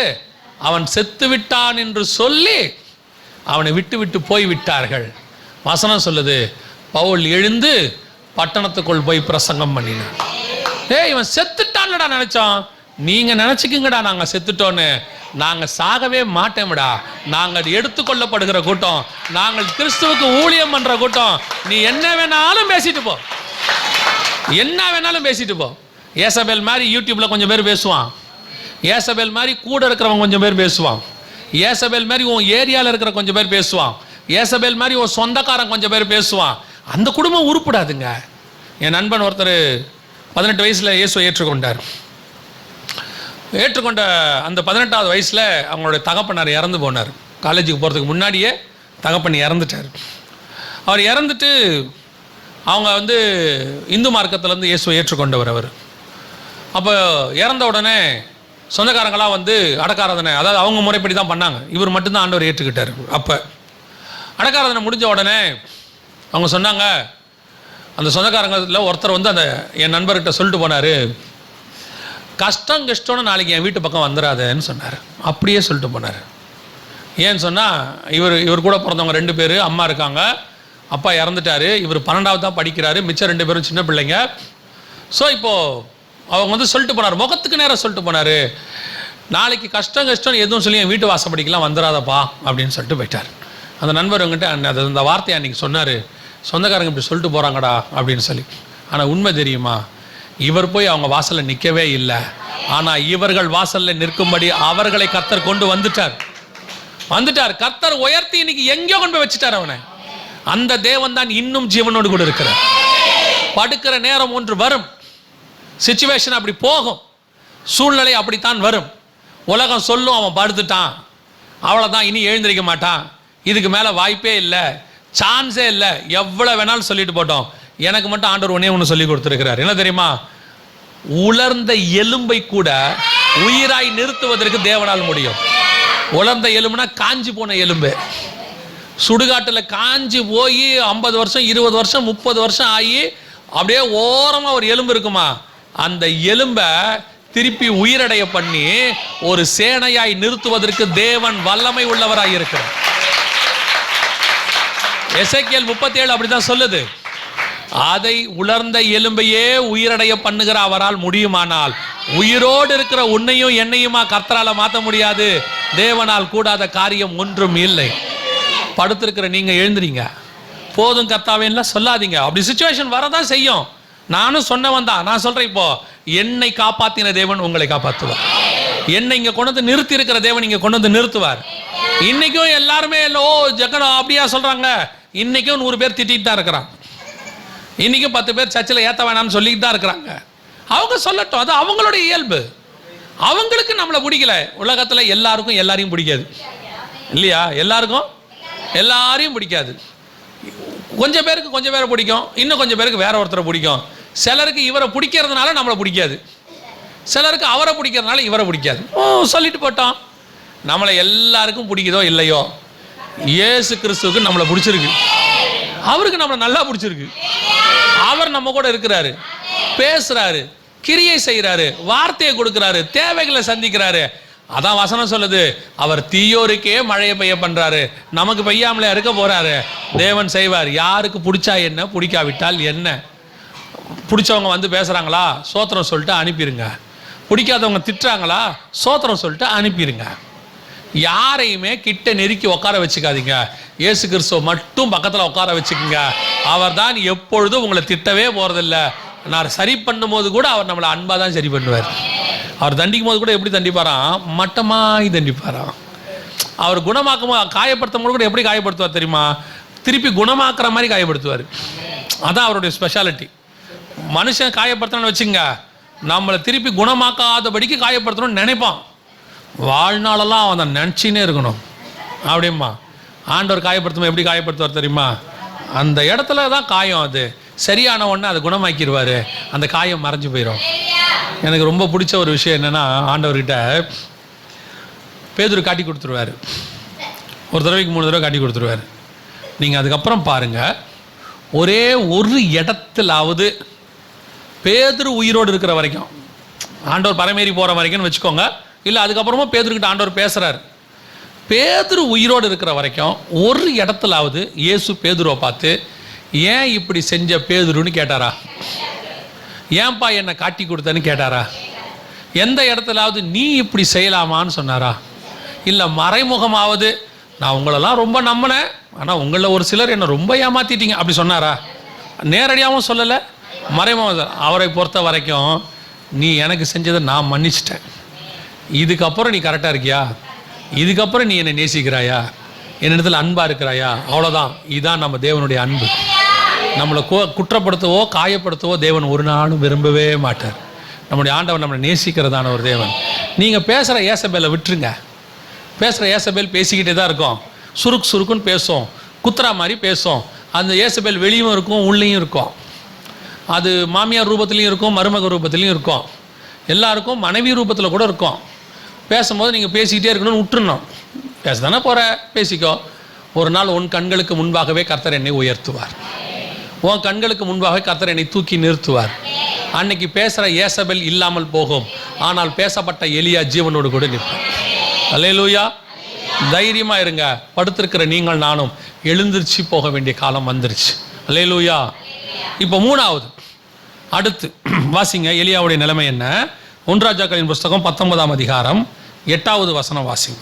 அப்பொழுது அவன் எழுந்திருந்து புசித்து குடித்து அந்த போஜனத்தின் பலத்தினால் 40 நாள் இரவு பகல் ஓரேப் என்னும் தேவனுடைய பர்வதம் மட்டும் நடந்து போனான். இப்போ என்ன இப்படி போறான்? ஒரு காலத்தில் ஓடின காலம் இருந்துச்சு, ஒரு காலத்தில் படுத்த காலமும் இருந்துச்சு. இப்போ கர்த்தர் நடக்க விட்டுருக்கிறார். படுத்திருந்த நீ எந்திரிச்சு என்ன செய்ய? நட. சில நேரத்தில் ஆண்டவர் ஃபஸ்ட்டு நமக்கு செஞ்சுருந்த ஊழியமோ, ஃபஸ்ட்டு நமக்கு சொன்ன காரியமோ, ஃபஸ்ட்டு நம்ம போன வேகமோ தவற விட்டுருப்போம், படுத்திருப்போம். நடுவில் ஒரு சோர்வு வந்திருக்கும், நடுவில் சில பிரச்சனைகள் வந்திருக்கும். திருப்பி 2வது சான்ஸ் கர்த்தர் கொடுப்பார். 2வது சான்ஸ் கொடுக்கும்போது நாம் என்ன நினைப்போம் தெரியுமா? அந்த முதல்ல ஓடணுமே அந்த வேகத்தில் தான் இப்போ என்ன செய்யணும், திருப்பியும் ஓடணும் அப்படின்னு நினைப்போம். ஆண்டவர் சொல்லுவார், படுத்திருந்து ஏந்திரிச்ச உடனே ஓடக்கூடாது, இப்போ என்ன செய்ய, பொறுமையாக நடந்து போ, இது நடக்கிற காலம். சில நேரத்தில் ஆண்டவர் உன்னை நடக்கவும் சொல்லுவார். ஒரு காலத்தில் ஓடி உற்சாகமாக ஊழியம் பண்ணது உண்டு, சில நேரத்தில் நடந்து ஊழியம் பண்ணுற காலமும் உண்டு. இப்போ ஆண்டவர் பொறுமையாக நடக்க சொல்லியிருக்கிறார். பொறுமையாக போ, 40 நாள் இரவும் பகலும் ஓடி போகல. வசனம் சொல்லுது. நிறைய பேர் கேட்பாங்க, அந்த காலத்தில் உங்கள் மினிஸ்ட்ரி அப்படி இருந்துச்சே. ஆமாம், அப்படி இருந்துச்சு. இப்போ பொறுமையாக நிதானமாக தெளிவாக ஊழியம் செய்ய கர்த்தர் வைப்பார். ஆண்டவர் செய்கிற ஊழியம் அப்படி தான் இருக்கும். எல்லா நேரமும் ஓடுகிற நேரமாக இருக்காது, சில நேரத்தில் நடந்து போகிற நேரமும் இருக்கும். ஒரு காலத்தில் உற்சாகமாக அப்படியே ஒரு நாளைக்கு 10 மணி நேரம் 12 மணி நேரம் ஊழியம். காலையில் ஒரு நாள் ஒரு மீட்டிங், எனக்கு காலையில் 10 மணிலேருந்து நைட்டு 10 மணி வரைக்கும் 12 ஹவர் ஒரே ஊழியக்காரன் நான் தான் பேசணும். அதில் 5 செஷன், ஒரு செஷனும் 1.5 மணி நேரம், நடுவில் 1/2 மணி நேரம் மட்டும்தான் கேப். ஒரு செஷன் முடிப்பாங்க, 1/2 மணி நேரம் கேப்பு, அடுத்த செஷன் ஆரம்பிப்பாங்க, ஒரு 5 நிமிஷம் ஒர்ஷிப் பண்ணி திருப்பி என் கையில் கொடுத்துருவாங்க. 5 செஷன் பேசணும் 12 மணி நேரத்தில். 5வது செஷன் முடிக்கும் போது பார்த்தீங்கன்னா உடம்பு பாடியெல்லாம் ஹீட் ஆகி அப்படியே கண்ணெல்லாம் செக்க செவேர்னு மாறி, 5வது செஷன் முடிக்க ஃபைனல் ப்ரேயரே நான் பண்ணவே இல்லை.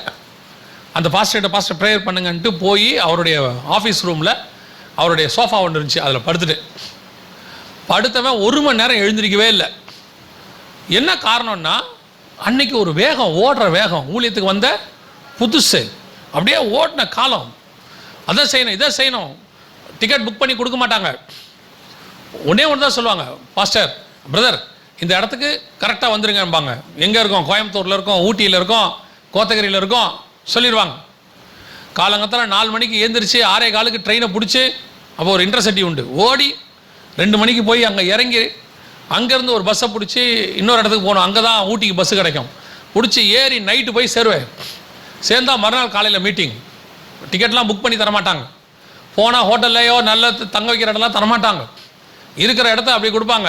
அன்றைக்கி அவங்களுடைய நிலைமை அது, ஏன் நிலைமை அது. ஆனால் அதை பற்றிலாம் கவலைப்படவே வேகமாக ஓடின காலம் ஒன்று இருந்துச்சு. இப்போ அப்படி இல்லை. 5 செஷன் பேச முடியாது. இப்போ என்ன பண்ண முடியாது? 5 செஷன் பேச முடியாது. 3வது செஷனுக்கே மூச்சு தள்ளிடுது, ஏன்னா வயசாகி போச்சு. ஆனால் ஸ்பிரிச்சுவலி ஒரு அனுபவம் வரும்போது வேகமாக பேசின ஒரு காலம் இருக்குது. ஆனால் அதே கர்த்தர் உன்னை நிதானமாய் பேச வைக்கிற காலம் ஒன்று இருக்கிறது.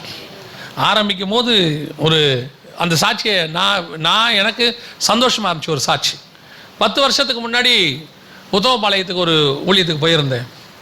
அப்போது ரொம்ப வேகம் பேசும்போது அப்போ அந்த பாஸ்டர் கேட்டார், என்ன சவட்ட மேனிக்கு அடித்து விட்றீங்க, ஒருத்தரையும் மதிக்கிறதில்ல அப்படின்னு சொல்லி.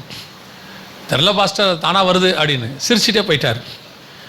அந்த ஊழியக்காரர்கிட்ட ஒரு 4-5 தடவை நான் போயிருக்கிறேன். இப்போது லாஸ்ட்டாக நான் போகும்போது ஊழியத்தை முடிச்சுட்டு கிளம்பும்போது சொன்னார், உங்கள் ஊழியம் இப்போ நிதானமாக இருக்குது அப்படின்னாரு. ஏன் பாஸ்டர் அப்படின்னு, அன்னைக்கு நீங்கள் பேசும்போது வேகம் இருந்துச்சு, தேவையில்லாத வார்த்தைகளும் இருந்துச்சு. இப்போ உங்கள் ஊழியத்தில் என்ன இருக்குது? நிதானம் இருக்குது. ஓடுற காலத்தில் நம்ம அறையை கச்சிக்கிட்டு ஓடும் போது எவன் மேலே மண்ணு தெரிக்குது, எவன் மேலே கல் தெரிக்குதுன்னெலாம் போக மாட்டோம். அடித்து விட்டுட்டு ஓடிட்டே இருப்போம். எதிரில் வரவனெல்லாம் இடித்து தள்ளிக்கிட்டு போய்கிட்டே இருப்போம். எதை பற்றியுமே என்ன செய்ய மாட்டோம், கவலைப்படவே மாட்டோம். ஏன்? ஓடுற வேகம், மினிஸ்ட்ரி சாதிக்கணும். அப்படியே சில நேரத்திலலாம் பார்த்தீங்கன்னா எங்கள் அம்மா அடிக்கடி ஒரு பழமொழி சொல்லுவாங்க, இந்த புது தொடப்பம் நல்லா பெருக்கும்பாங்க. இந்த புதுசாக வாங்கின தொடப்பம் என்ன செய்யும்? நல்லா பெருக்கும். நீங்கள் கூட பாருங்கள், இந்த முதல்ல நீங்கள் ஒருத்தனை வேலைக்கு சேர்த்து பாருங்கள், வேலைக்கு சேர்த்த 3 நாள் பின்னி பெடல் எடுப்பான், சொல்லாமையே டேபிள் துடைப்பான். என்ன வேணும், தண்ணி குடிக்கிறீங்களா, என்ன சே, எப்படிப்பட்ட ஒருத்தன் நமக்கு அசிஸ்டண்ட் அமைஞ்சிருக்கிறான், இத்தனை நாள் நீ எங்கடா இருந்த அப்படின்ற மாதிரிலாம் தோணும். 1.5 மாதம் கழித்து நம்ம கூப்பிடணும், ஐயா எங்கப்பா இருக்கிற. அவன் கூப்பிட்டா கூட பொறுமையாக தான் வருவான். நம்ம நினைப்போம், இந்த சேர்ந்த புதுசில் இவங்ககிட்ட ஒரு வேகம் இருந்துச்சு, தம்பி நிதானமாயிட்டான். வேகமாக ஓடி வந்து போட்டு எதையாவது உடைக்கிறதுக்கு இப்போ அவன் எப்படி ஆயிட்டான்? ஏன்னா அந்த வேகமாக சேர்ந்த புதுசில் பார்த்தீங்கன்னா பட்டு பட்டு பட்டு பட்டுன்னு என்ன செய்வாங்க, என்ன செய்யறதுன்னு தெரியாமல் சில நஷ்டங்களை ஏற்படுத்துவாங்க. அதை பற்றி அவங்க கவலைப்படவும் மாட்டாங்க. ஏன்னா ஊழியம் அந்த வாஞ்ச. சிலர் அப்படி தான், அந்த கல்யாணமான புதுசில் பாருங்கள், மருமக வந்த உடனே அத்தை காப்பி போடட்டுமா அப்படிங்கும். மாமியார், டேங்கப்பா நமக்கு காப்பி போட்டு கொடுக்க ஒரு ஆள் வந்துருச்சுடா, இத்தனை வருஷம் நான் தான் காப்பி போட்டேன் அப்படின்னு. 6 மாதம் கழிச்சு, ஏம்மா காப்பி கிடைக்குமா, நானே தான் காப்பி போடணுமா? ஏன் நீங்கள் ஒரு நாள் காப்பி போட்டால் என்ன, புது தொடப்பம் நல்லா பெருக்குச்சு ஒரு நாள் இல்லை. இந்த ஆரம்பத்தில் வந்த புதுசில் நமக்கு என்ன இருக்குது, ஒரு வேகம், ஒரு உற்சாகம் எல்லாம் இருக்கு. ஆனால் ஒரு நாள் வரும், ஒரு நிதானம் ஒன்று வரும். இப்போ ஆண்டவர் சொல்றாரு, இப்போ நீ சாப்பிட்ருக்க பாரு, இது தழலில் சுடப்பட்ட அடை, இதன் பலத்தினாலே நட. கர்த்தருடைய வார்த்தை உனக்குள்ளே வர வர வர உனக்குள்ளே ஒரு நிதானம் வரும். நடையிலே நிதானம் வரும், பேச்சிலே நிதானம் வரும், கோபத்தில் நிதானம் வரும், ஆரம்பத்தில் வரும். இப்போ அந்த கோபத்தில் என்ன வந்திருக்குது, ஒரு நிதானம் வந்திருக்குது. தேவைப்பட்டா கோபம் வருது, கோபம் வராமல் இருக்காது. கோபம் வராமல் இருந்தால் மனுஷனும் இல்லை இல்லையா? கோபம் வந்து நார்மலாக அது நமக்குள்ளே இருக்கிற ஒரு உணர்வு. ஸ்பிரிச்சுவலாவது நமக்கு என்ன வரணும், ஒரு கோபம் வரத்தான் செய்யும். அப்போ முந்தி எதுக்கு எடுத்தாலும் கோபம் வரும். தண்ணி கேட்டு லேட்டாக வந்துச்சுனாலே ரிமோட்டை போட்டு தூக்கி அடிப்பான், எவ்வளோ நேரமாச்சு தண்ணி கேட்டு அப்படிம்பாப்புல. இப்போ அப்படி இல்லை, தண்ணி வராட்டி எந்திரிச்சு போய் குடிக்கிற அளவுக்கு நமக்கு நிதானம் வந்துருச்சு. ஏன்னா அவனுக்கு தெரிஞ்சு போச்சு தண்ணி வராது. ரிமோட்டு உடைச்சா நம்ம தான் மாற்ற வேண்டி இருக்குது. இதுக்கு பதிலாக நம்மளே போய் என்ன பண்ணிடலாம். ஆமேன். அங்கே பாருங்க எத்தனை ரிமோட் உடஞ்சிருக்கும் பாருங்க வீட்டில்.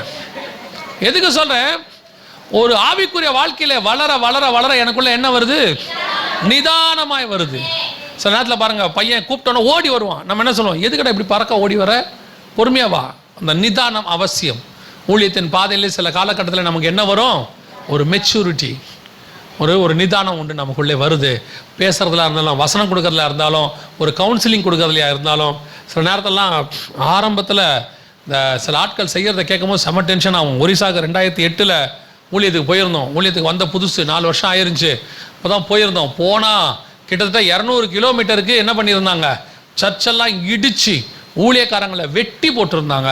அது நடந்து ஒரு வாரம் 10 நாளைக்குள்ள நாங்கள் அங்கே போயிருக்கிறோம். பார்த்தா அந்த செத்துப்போன அந்த கர்த்தருக்குள்ளே நித்திரை அடைஞ்ச அந்த ஊழியக்காரர்களுடைய சரீரத்தெல்லாம் பார்க்கும் பொழுது ரொம்ப மனசு கஷ்டமாயிருச்சு. அந்த இடத்தெல்லாம் பார்க்கும்போது ஒரு எண்ணம் ஒன்று, இந்த பயல் உள்ள என்ன செய்யலாம், பழைய ஏற்பாட்டாக இருந்தால் இறங்கி வெட்டி போட்டுடலாமா இவனுங்களை, அப்படிலாம் கோபம். ஆனால் என் கூட வந்த ஊழியக்காரர் நிதானமாக வந்தார். அவர் சொன்னார், நம்ம இங்கே ஒரு பார்லிமெண்ட்டுக்கு போய் ஜோம் பண்ணுவோமான்னாரு. என்ன பாஸ்டர் இப்படி பண்ணுறாங்கன்னு, வாங்க நம்ம போய் ஜோம் பண்ணுவோம். ஜோம் பண்ணிட்டு சொன்னார், இது கிறிஸ்தவத்தினுடைய பாடு, எல்லா காலத்திலும் இப்படித்தான் சபை கடந்து வந்திருக்கிறது. ஆனால் ஒன்று நம்ம செய்ய முடியும், நம்ம போய் இந்த பாடுகள் மாறும்படி ஜெபம் பண்ண முடியும். ஸ்டெயின்ஸோடைய அந்த மிஷினரி ஸ்டெயின்ஸையும் பிள்ளைகளையும் எரிச்சிட்டாங்க. அவங்கள எரித்த போது நமக்கு கோபம் வந்துச்சு, ஆனால் அவர் மனைவிக்குள்ளே ஒரு நிதானம் இருந்துச்சு. இந்த அம்மா சொன்னாங்க, இவங்களை நான் மன்னிக்கிறேன். இதுதான் ஸ்பிரிச்சுவல் மெச்சூரிட்டி. உனக்குள்ளே ஒரு ஆண்டவர் ஒரு உயர்வை, ஆவிக்குரியதான நிதானத்தை கொண்டு வருவார். அதான் எழுந்திருச்சு நடக்கிறது. ஓடின காலம் ஒன்று இருந்துச்சு, கொஞ்ச நாள் வரும், நான் என்ன செய்வேன், எழுந்திருச்சு நடப்பேன், அப்படியே பொறுமையாக போவேன், எதையும் நிதானித்து செய்வேன், வார்த்தையை பார்த்து பேசுவோம். சில நேரத்தில் கோபத்தில் வார்த்தையெல்லாம் வரும், ஆனால் இப்போ வராது. ஏன்னா கர்த்தர் தலையில் சுடப்பட்ட அடையை கொடுத்துருக்கிறாரு. பரலோகத்திலேருந்து வார்த்தைகளை கொடுக்க கொடுக்க கொடுக்க அது உங்களை மாற்றிக்கொண்டே வரும். எப்படி நடக்கணும், எப்படி பேசணும், எங்கே போகணும், எப்படி ரியாக்ட் பண்ணணும். நாங்கள் விசுவாசியாக உட்காந்து செய்தி கேட்டபோது அப்போ இருந்த ஆவிக்குரிய மெச்சூரிட்டி வசனத்தில் உங்களுக்கு சொல்லணும்னா, நான் இள வயதில் எப்படி இருந்தேன், நான் இள வயதில் வாழ வயது உள்ளவனாக இருந்தேன், அப்பொழுது அதை போல நான் பேசினேன். இப்பொழுது முதிர் வயது உள்ளவனாக இப்போ நான் வேற மாதிரி இருக்கிறேன். எனக்கு அப்போ எது சரின்னு பட்டதோ இப்போ அது தப்புன்னு படுது. அப்போ எனக்கு எது தப்புன்னு பட்டதோ இப்போ எனக்கு அது சரியாகப்படுது. அதான் மெச்சூரிட்டி. ஸ்பிரிச்சுவலி ஒரு காலத்தில் அப்படி தான் இருந்துச்சு. ஏன்னா நமக்கு சொல்லிக் கொடுக்கும்போது சொல்லிக் கொடுக்குறவர் எப்படி இருக்கிறாரோ அப்படி தான் நம்ம பாதி வளருவோம். அவங்க சொல்லிக் கொடுத்து வளரும் போது சில காரியங்கள் நமக்கு கொஞ்சம் தவறாக இருக்கும்.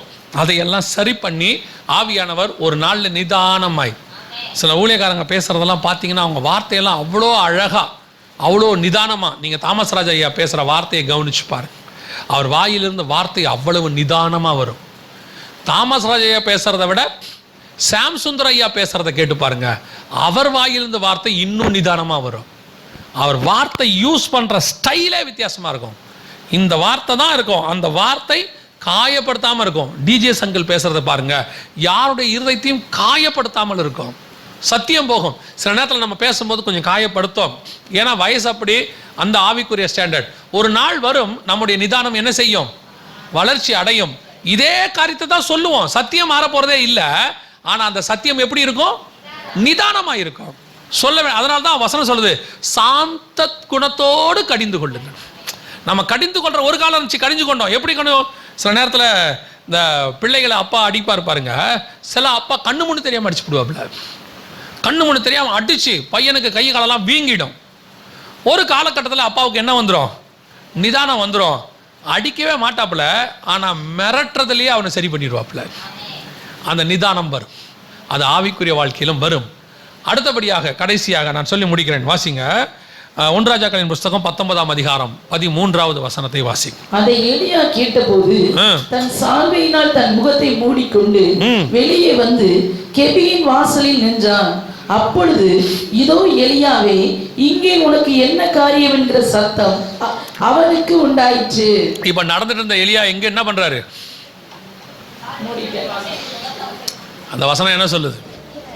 அதை எலியா கேட்டபோது தன் சால்வையினால் முகத்தை மூடிக்கொண்டு வெளியே வந்து கெபியில் கர்த்தருக்கு முன்பாக வாசலில் நடந்துகிட்டு இருந்தவன் இப்ப என்னவாயிட்டான், நின்னுச்சிட்டான். ஏன் நின்றுச்சு? ஓடிக்கிட்டு இருந்தவன் படுத்துட்டான். கர்த்தர் தலையில் சுடப்பட்ட அடையெல்லாம் கொடுத்து ரெடி பண்ணி, சரி நிதானமா நட, போக வேண்டிய டெஸ்டினேஷனுக்கு என்ன செஞ்சிரு, போப்பா அப்படின்னு சொன்னார். போயிட்டே இருக்கிறவன் ஒரு நாள் நின்றுவிட்டான். ஏன் நின்னான், ஏன் நின்று விட்டான் அப்படின்னு கேட்டிங்கன்னா, இதை கொஞ்சம் நீங்கள் எலியா நின்னதுக்கு நான் காரணம் சொல்கிறேன், அதுக்கப்புறமா அதோட ஸ்பிரிச்சுவல் தாட்டை சொல்கிறேன். இப்போ எலியாவை ஏஞ்சி நடக்க சொன்னார்ல, அவன் தலையில் சுடப்பட்ட அடையை தான் சாப்பிட்டான், நிதானமாக தான் நடந்தான், இரவும் பகலும் 40 நாள் தான் நடந்தான். நடந்து எங்கே போனான்? வசனம் சொல்லுது, அந்த 9வது வசனம், 8வது வசனம். அப்போது அவன் எழுந்திருந்து தேவனுடைய பர்வதம் மட்டும் நடந்து போனான். அங்கே அவன் ஒரு கெபியை கண்டு அங்கே கெபிக்குள் போய் தங்கினான். அப்படின்னா என்ன அர்த்தம்? அவன் போனதெல்லாம் சரிதான், ஆனா போன இடம் தான் தப்பு. ஏன்னா கர்த்தர் அவனை ஓரேபுக்கு போக சொல்லல. நீ எழுந்து நட, நீ போக வேண்டிய தூரம் வெகு தூரம் அப்படின்னு சொன்னாரு. அவன் நடக்க தொடங்கிட்டான், போயிட்டே இருக்கான். ஆனா கர்த்தர் சொல்லாத இடத்துக்கு போயிட்டே இருக்கான். இப்போ அவன் எங்க போயிட்டு இருக்கிறான் அப்படின்னு கேட்டீங்கன்னா, ஓரே பர்வதம் எங்கே இருக்குன்னு கேட்டிங்கன்னா எகிப்தில் இருக்குது. ஓரேப் எங்கே இருக்குது? எகிப்தில் இருக்குது. நீங்கள் அப்புறமா போய் படித்து பாருங்கள். தேவனுடைய பர்வதம்னு இருக்கும். அங்கே தான் மோசே தேவ பர்வதத்தில் ஏறி முட்செடி எரிகிறதெல்லாம் கண்டார்ல. அந்த தேவ பர்வதம் எங்கே இருக்குன்னா எகிப்தில். இந்த எகிப்துக்கு அந்த இதுக்குள்ளே தான் இருக்கு. அப்போ இவர் அங்கே போய் ஓரே பர்வதத்துக்கு போயிட்டார். இப்போ கர்த்தர் கேட்குறாரு, உனக்கு இங்கே என்ன வேலை? எலியாவே, உனக்கு இங்கே என்ன வேலை? ஏன் ஆண்டவரே? ஏன்னா நீ போக வேண்டிய இடம் அதுனா எது அப்படின்னு கேட்டிங்கன்னா, அப்பொழுது 15வது வசனம் வாசிங்க. அப்பொழுது கர்த்தர் அவனை பார்த்து, நீ தமஸ்குவின் வழியாய் வனாந்திரத்திற்கு திரும்பி போய் ஆசகேலை சீரியாவின் மேல் ராஜாவாக அபிஷேகம் பண்ணி. அப்ப எங்க போன இவன்?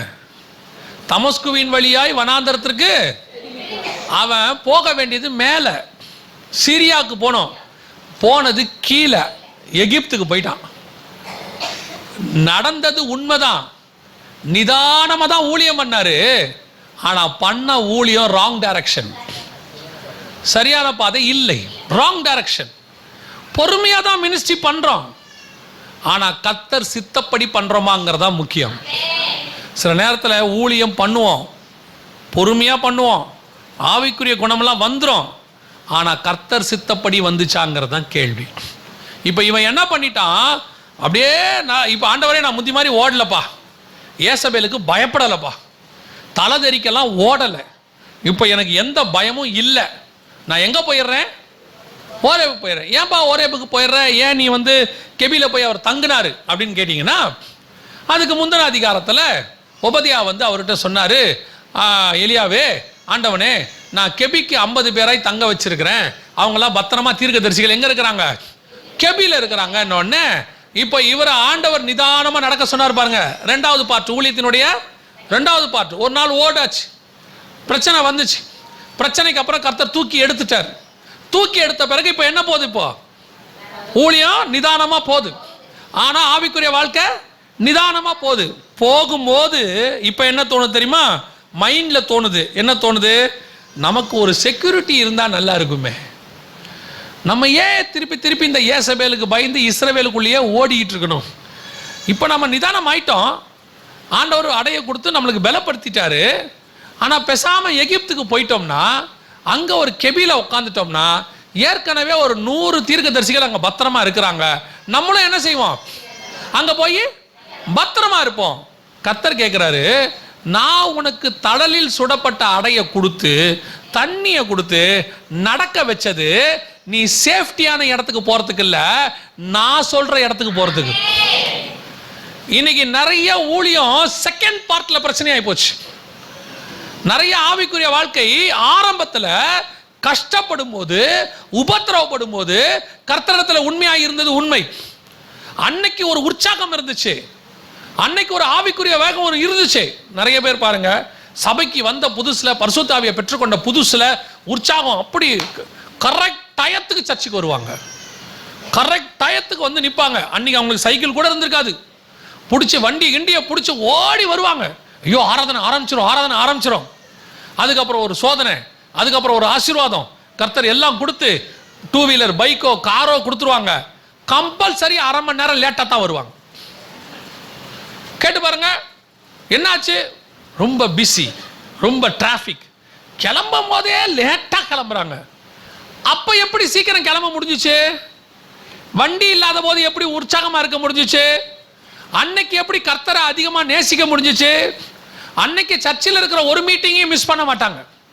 அன்னைக்கு சபையில் நடக்கிற எந்த ஒரு காரியத்துக்கும் முதல்ல நிற்பாங்க.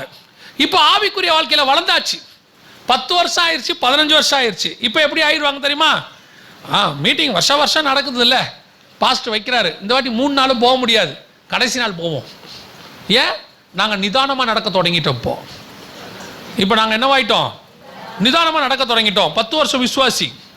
பாஸ்டர் கேட்பாரு, என்னாச்சு பிரதர், நேற்று வரல? கொஞ்சம் பிஸ்னஸ் பாஸ்டர், கொஞ்சம் பார்க்க வேண்டியிருந்துச்சு, நாளைக்கு வந்துடுவேன் கண்டிப்பாக. டேய், நீ ஏன் நேற்று வரலன்னு தான் நாங்கள் கேட்டோம், நாளைக்கு வருவியான்றதை நாங்கள் பார்த்துக்குறோம். இப்போ ஆவிக்குரிய வாழ்க்கையில் வளர வளர நான் என்ன வச்சே சொல்லுவேன், நாங்கள் ஆண்டவரை ஏற்றுக்கொண்ட புதுசில் முதல் 10 வருஷம் காலையில் 5:30 மணிக்கு எங்களுக்கு ஒரு ஆராதனை இருக்கும். டெய்லி 5:30 ப்ரேயர், 5 or 5:30, அது 5 o'clock ப்ரேயர் காலையில் இருக்கும். எங்கள் வீட்டுக்கும் சர்ச்சுக்கும் ஒரு 4-5 கிலோமீட்டர். அப்போலாம் சைக்கிள் தான். நானும் என் ஃப்ரெண்டும் சைக்கிளில் போவோம். டெய்லி காலையில் போவோம். டெய்லி காலையில் போவோம் 5 மணிக்கு. ஒரு காலகட்டம் வந்துருச்சு. இப்போ பைக்கெல்லாம் வந்துருச்சு, எல்லாம் வந்துருச்சு. ஆனால் காலையில் எழுந்திரிக்கிறது கஷ்டமாக போகுது. ஆராதனை 5 மணிக்கு நடந்துச்சு, சைக்கிளுக்கு பதிலாக பைக் வந்துருச்சு. இப்போ பிரச்சனை யாருக்கிட்ட இருக்குது தெரியுமா? நம்மக்கிட்ட தான் இருக்குது. சைக்கிளை விட வேகமாக போகிற வண்டி இருக்குது. இப்போ 10 வருஷம் ஆவிக்குரிய முதிர்ச்சி இருக்குது. அப்போ இருந்த மாதிரி ஆவிக்குரிய விதத்தில் ஒரு மெச்சூரிட்டி இல்லாத தனம்லாம் கிடையாது. இப்போ எல்லாம் இருக்குது. ஆனால் என்ன வந்துருச்சு? Direction, wrong direction. ஒரு காலகட்டத்தில் சர்ச்சுக்கு முன்னுரிமை, அதை பேஸ் பண்ணி தான் எல்லாமே. யாராவது கல்யாணம்னு சொன்னாங்கன்னா எங்களுக்கு ஞாயிற்றுக்கிழமை நாங்கள் வரமாட்டோம். ஏன் வரமாட்டீங்க? ஞாயிற்றுக்கிழமை ஆராதனை இருக்குது. இப்போது ஞாயிற்றுக்கிழமை கல்யாணம் வச்சா அவங்க சொந்தக்காரங்க கோச்சிப்பாங்க, போகாட்டி பிரச்சனை வரும், பாஸ்டர்கிட்ட சொல்லிக்கலாம். இப்போ தெரியுதா? ஆவிக்குரிய வாழ்க்கையில் வளர்ச்சி வந்த பிறகு ஸ்பிரிச்சுவாலிட்டியில் ராங் டைரக்ஷன் வந்துருச்சு, தப்பான பாதை வந்துருச்சு. இதுதான் இன்னைக்கு பெரும்பாலும் ஊழியங்கள்லையும் அதான்.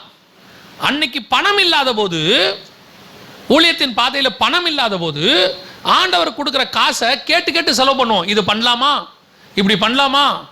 ஆனால் பணம் வந்த பிறகு கையில் காசு இருக்க என்ன வேணாலும் செய்யலாம். அதுக்கு நம்ம என்ன பதில் சொல்கிறோம் தெரியுமா? அன்னைக்கு காசு இல்லாத காலம் ஒன்று இருந்தது.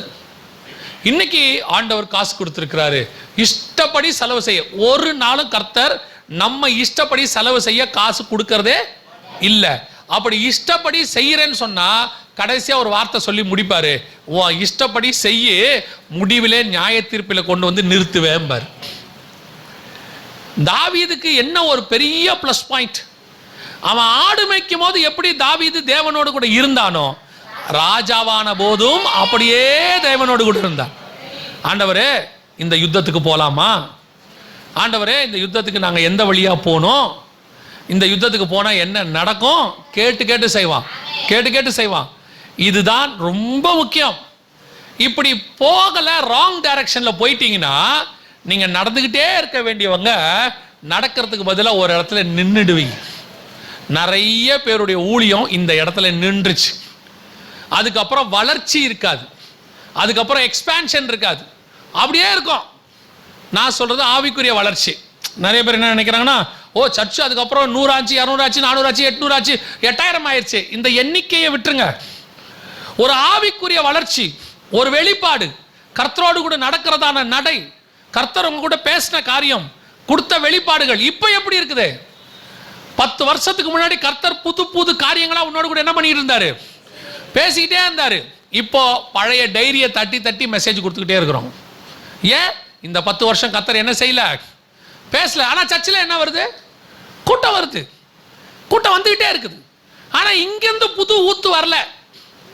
இவங்களுக்கு தெரியல நம்ம ஊழியம் ஒரு இடத்துல என்ன பண்ணிருச்சு, நின்றுச்சு அப்படின்னு. இந்த கர்த்தருக்கும் நமக்கும் நடுவில் இருக்கிற ஊழியம் இருக்கு பாருங்க, இது நடந்துகிட்டே இருக்கணும். நமக்கும் உலகத்துக்கு இந்த சபைக்கு செய்யறது, எவாஞ்சலிஸ்டா இருக்கிறது அது வேற. நமக்கும் தேவனுக்கும் நடுவில் ஒன்று இருக்கு. இப்போ ஏனோக்கு இருக்கிறார்ல, அவரை பத்தி வசனம் சொல்லுது, ஆதியாகமம் 5:22. ஏனோக்கு தேவனோடு கூட சஞ்சரித்து கொண்டிருந்தானுக்கு இங்கிலீஷ்ல என்ன இருக்கு தெரியுமா? ஏனோக் வாக்டு வித் த காட்னு இருக்கு. ஏனோக்கு தேவனோடு கூட நடந்தான் அப்படின்னு இருக்கு. அப்போ நீங்க 2 பேர் நடந்துகிட்டே இருக்கிறீங்க, நீங்க நின்னுட்டீங்க. இப்போ என்ன ஆகும்?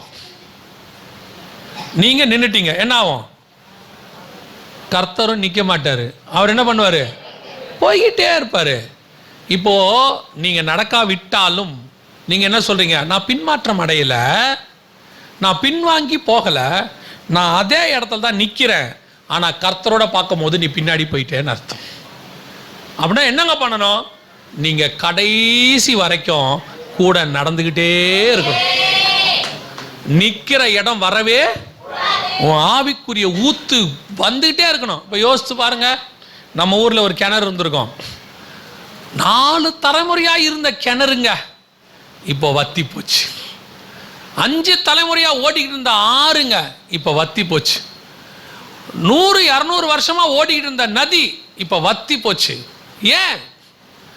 இப்போ தண்ணி அங்கே ஓடல, வெறும் மண்ணா போச்சு, ஓடுறது நின்றுச்சு. ஆனால் இதுக்கு முன்னாடி 4 தலைமுறை என்ன பண்ணியிருக்குது? ஓடி இருக்குது. ஆனால் சில நதி பாருங்க, உலகம் உண்டானதிலிருந்து இப்போ வரைக்கும் ஓடிக்கொண்டே இருக்கு. கர்த்தருக்கு சித்தமானால் உலகத்தின் முடிவு பரியந்தமும் அது ஓடும். அதே மாதிரி தான் உங்களுக்குள்ள எனக்குள்ள இருக்கிற பரிசுத்த ஆவி என்கிற நதி. நிறைய ஆவிக்குரியவங்க ஊழியக்காரங்க ஒரு இடத்துல ஏமாந்துருவாங்க. எங்கே ஏமாறுறாங்கன்னு சொல்கிறேன். இப்போ நீங்கள் பரிசுத்த அபிஷேகத்தை பெற்றுட்டீங்களா, போய் முழங்கால் போட்டு கையை தட்டினோன்னா அந்நிய பாஷை வருதா, அதுதான் நீங்கள் ஏமாறுற இடம். அந்நிய பாஷை ஏமாத்துறதா? அந்நிய பாஷை அன்னைக்கு பரிசுத்த ஆவியானவர் கொடுத்து நீங்கள் பேசுகிறீங்களா, ஏற்கனவே உள்ள ப்ராக்டிஸில் பேசுகிறீங்கன்றதான் முக்கியம். உங்களுக்குள்ள இருக்கிற அபிஷேகம் புதுசாகிட்டே வரணும். ஒவ்வொரு நாளும் காலைதோறும் அவருடைய கிருபை, ஒவ்வொரு நாளும் புது கிருபை, ஒவ்வொரு நாளும் புது மன்னா, ஒவ்வொரு நாளும் புது ஆவிக்குரிய அனுபவம். நீங்க சாகர வரைக்கும் உங்களுக்கும் கர்த்தருக்கும் அது இருந்துகிட்டே இருக்கணும். சாரணவரஜமா அழகா ஒரு பாட்டில் சொல்லுவாங்க, நீங்க கேட்டிருப்பீங்க. புது எண்ணெயால் புது பலத்தால் புதிய கிருபை புது கவியால், புது எண்ணெயால் புது பலத்தால் புதிய கிருபை புது கவியால் நிரப்பி நிதம் நடத்துகின்றீர், நூதன சாலேமில் சேர்த்திடுவீர். நிரப்பி நிதம் நடத்துகின்றீர், நூதன சாலேமில் சேர்த்திடுவீர். பாதம் பணிந்தேன் என்னாலும் துதியே, உம்மை அன்றி யாரை பாடுவேன். ஏசையா உந்தன் அன்பு உள்ளம் பொங்குதே, ஏசையா உந்தன் அன்பு உள்ளம் பொங்குதே. அந்த வார்த்தை என்ன சொல்லுது? புது கவியால் புது பலத்தால் புது எண்ணெயால் நிரப்பி நிதம் என்னை நடத்துகிறீர். டெய்லி என்ன புதுசு புதுசா நிரப்புறீங்க, புதுசு புதுசா டெய்லி நிரப்புறீங்க. அந்த புது எண்ணெய், புது அபிஷேகம், புது ஆவிக்குரிய அனுபவம், கர்த்தரோடு கொடுக்கக்கூடிய அந்த ஆவிக்குரிய எக்ஸ்பீரியன்ஸ் டெய்லி இருக்கணும். அதுதான் நடந்துகிட்டே இருக்கிறது. நிறைய பேர் என்ன ஆயிட்டாங்க, ஒரு இடத்துல நின்றுட்டாங்க. ஓகே, மினிஸ்ட்ரி வளர்ந்துருச்சு, ஓகே, ஆண்டவர்கிட்ட வந்தோம், ஆவிக்குரிய வாழ்க்கையில் ஆண்டவர் வீடு கொடுத்தாரு, நல்ல 2 பிள்ளைகளை கொடுத்தாரு, நல்ல பிஸ்னஸ் கொடுத்தாரு, மாதம் மாதம் நல்ல வருமானம் வருது, பிள்ளைங்க படித்து வேலைக்கு போயிட்டாங்க. இப்போ என்ன பண்ணலாம்? ஈஸி சேர் போட்டு வாசலில் உட்காந்துட வேண்டியது, முடிஞ்சிச்சு வேலை. அப்புறம் வரவங்க போகிறவங்களுக்குலாம் ஊருக்கு கதை பேசிக்கிட்டு, ஞாயிற்றுக்கிழமையான சர்ச்சில் உட்காந்துக்கிட்டு, சர்ச்சில் உட்காந்து மார்க் போட்டுக்கிட்டு, பாஸ்டர் அந்த காலத்தை மாதிரி இந்த காலத்தில் பிரசங்கம் பண்ணுறதில்லை, அந்த சர்ச்சில் பிரசங்கம் இப்படி இல்லை, அந்த ஊழியக்காரரை பார்த்தா ஒன்றும் உருப்படுற மாதிரி தெரியல, இப்படியே சர்ச்சில் உட்காந்துட்டு ஒரு குரூப்பை வெட்டி கதை பேசிக்கிட்டே இருக்கோம். இது ஏன்னா இது எங்கேயோ நின்றுச்சு, இது ஓடுற குரூப்பே. நான் உங்களுக்கு ஒரு நல்ல உதாரணம் சொல்கிறேன். நீங்கள் நல்ல தேவனோட நடந்துக்கிட்டே இருந்தீங்கன்னா நீங்கள் சுற்றி இருக்கிறவங்கள பார்க்கவே மாட்டீங்க, எதை பற்றி யோசிக்கவே மாட்டீங்க. இப்போ பாருங்க, 2 பேர் பேசிக்கிட்டே போகிறீங்க, நீங்கள் இப்படியே பார்த்துக்கிட்டே வேற பக்கம் பார்த்துன்னு வந்தால் பேசிகிட்டு இருக்கிறவங்க என்ன சொல்லுவாங்க பார்த்துருக்கீங்களா? பொதுவாக கணவன் பைக்கில் ஓட்டிகிட்டே இருக்கும்போது பின்னாடி நீங்கள் பேசிக்கிட்டே இருப்பீங்க. அந்த ஆள் அதுக்கு தான் ஹெல்மெட் போட்டுக்கிறான். இதெல்லாம் தப்பிக்கிறதுக்கு அவனுக்கு இருக்கிற ஒரே வழி அதுதான். அதில் கவர்மெண்ட் அவனுக்கு சாதகமாக தீர்ப்பு கொடுத்துருச்சு இல்லையா? ஹெல்மெட் போடாட்டி அவ்வளோதான் இருந்துச்சு. அவன் என்ன பண்ணுறான்னா பஞ்சு வச்சு ஹெல்மெட் போட்டுக்கிறான் உள்ள. ஏன்னா நீங்கள் பேசுறது அவனுக்கு என்ன முடியல. நீங்கள் நடுவில் ஒரு குத்து கேட்பேன், கேட்குதா, நான் பேசுறது கேட்குதா, பதிலே சொல்ல மாட்டீங்க, சொல்லுங்க.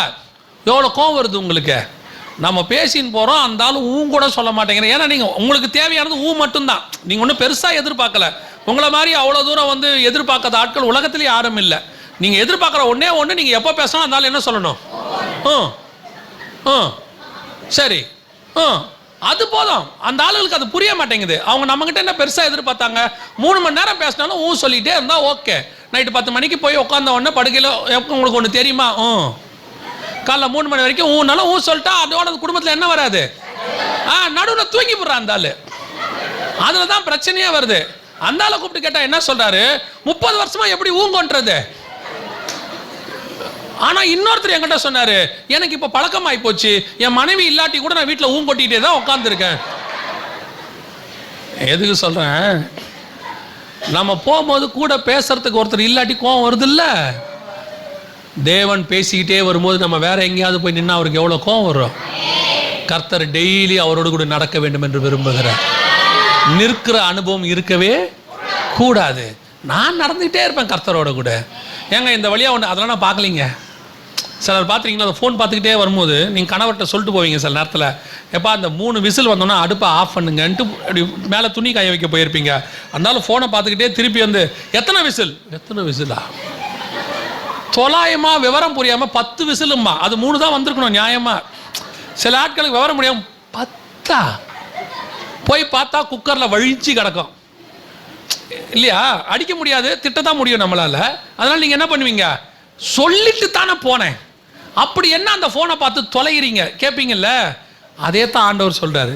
நான் உங்ககிட்ட பேசிக்கிட்டே வரேன், நீ இப்படி உலகத்தை பார்த்துட்டு, பாவத்தை பார்த்துட்டு, எதிர்காலத்தை பார்த்துக்கிட்டு நீ என்னை என்ன பண்ணிட்ட, விட்டுட்ட. இப்போ நான் பேசுறது உனக்கு கேட்கல, நீ எங்கேயோ ஒரு இடத்துல நின்றுட்ட. ஆண்டவர் சொல்கிறார், என் கூட பேசிக்கிட்டே வா, நான் சொல்கிறத கேட்டுக்கிட்டே வா. அப்போ நான் அவர் பேசுகிறத நீங்கள் கேட்டுக்கிட்டே வந்தீங்கன்னா உங்கள் பக்கத்தில் என்ன போனதுன்னே உங்களுக்கு தெரியாது. அவ்வளோதான் உலகத்தை ஜெயிக்கிறது, அவ்வளோதான் ஈஸி. நீங்கள் சொல்லுவாங்க, வாங்க இந்த பக்கம் ஒரு அசுத்தமான ஒரு காரியம் போச்சு பார்த்தீங்க, நான் இவர் கூட பேசிக்கிட்டே வந்தேங்க, அதெல்லாம் பார்க்கவே இல்லை. ஏங்க ஒரு ஆள் பயங்கரமாக ரோட்டில் குடிச்சிட்டு கத்துனா கவனிச்சிங்க, நான் அதெல்லாம் இந்த ஆள்கிட்ட பேசிக்கிட்டே வந்தேன், கவனிக்கவே இல்லைங்க.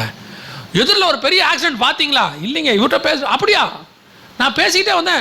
அப்படி என்ன தான் பேசுவீங்க? நாங்கள் 2 பேரும் வருஷ கணக்காக பேசுவோம், நாள் கணக்காக பேசுவோம், பரலோகத்துக்கு போகிற வரைக்கும் பேசிக்கிட்டே இருப்போம்.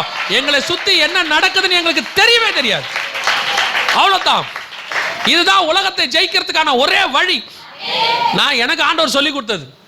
மீட்டிங் முடிச்சியா ரூமுக்குள்ள போய் கதவை சாத்திக்க, வா பேசுவோம். மீட்டிங் முடிச்சியா, சாப்பிட்டியா, தூங்கிரு, எழுந்திருச்சியா பேசு. மீட்டிங் போனியா, ஊழியம் முடிச்சியா, ஓடி போய் கதவை சாத்திக்க, வா பேசுவோம்.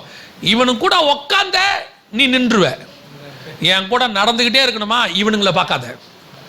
அதுதான் நடக்கிற அனுபவம். நல்லா கவனிச்சு பாருங்க. ஏனோக்கு நடந்து கொண்டே இருந்தான். வசனம் சொல்லுது, தேவனோடு கூட சஞ்சரித்து கொண்டிருக்கையில் கர்த்தர் அவனை எடுத்துக்கொண்டார். அப்ப எடுத்துக்கொள்ளப்படுவதற்கு என்ன செய்யணும்? அவரோட நடந்துகிட்டே இருக்கணும். நடந்துகிட்டே இருக்கிறவன் தான் எடுத்துக்கொள்ளப்பட்டான். இப்ப எலியாவை பார்த்து ஆண்டவர் சொன்னாரு, நீ நிக்காத, போயிட்டே இரு. ஒரு நாள் வந்தது, என்ன நடந்தது வாசிங்க, முடிக்கலாம். வாசிங்க 2 ராஜாக்களின் புஸ்தகம் 2ஆம் அதிகாரம் 11வது வசனம் வாசிங்க.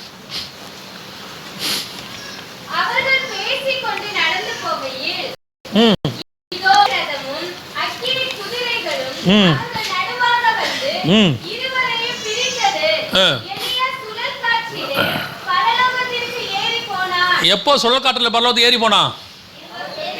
பேசிக்கொண்டு நடந்து கொண்டிருக்கையில். நிற்கும் போது அவன் போல, படுத்திருக்கும் போது அவன் போல, ஓடிக்கிட்டு இருக்கும் போது அவன் போல, ஆனா கர்த்தரோடு கூட நடந்து கொண்டிருக்கையில் அவன் எடுத்துக்கொள்ளப்பட்டான்.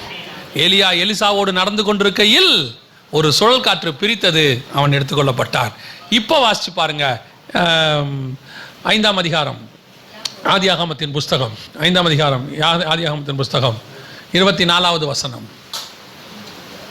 ஏனோக்கு தேவனோடு சஞ்சரித்துக் கொண்டிருக்கையில் காணப்படாமல் போனான். சஞ்சரித்துக் கொண்டிருக்கையில் என்ன இருக்குது இங்கிலீஷ்ல?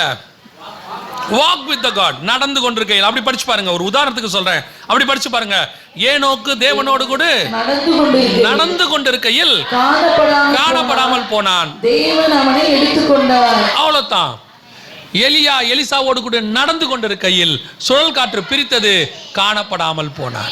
அவ்வளவுதான். கர்த்தர் உங்களையும் என்னையும் கர்த்தரோடு கூட நடந்து கொண்டிருக்கையில் எடுத்துக்கொள்ளப்பட போகிறார். உங்களை ஆண்டவர் அழைச்சது சூரஜ் செடிக்கு கீழே படுக்கிறதுக்கு இல்லை, கெபியில போய் உட்கார்றதுக்கு இல்லை, ஒரு இடத்துல நிற்கிறதுக்கு இல்லை. உங்களை என்னையும் கர்த்தர் அழைச்சது நடந்து கொண்டிருப்பதற்காக.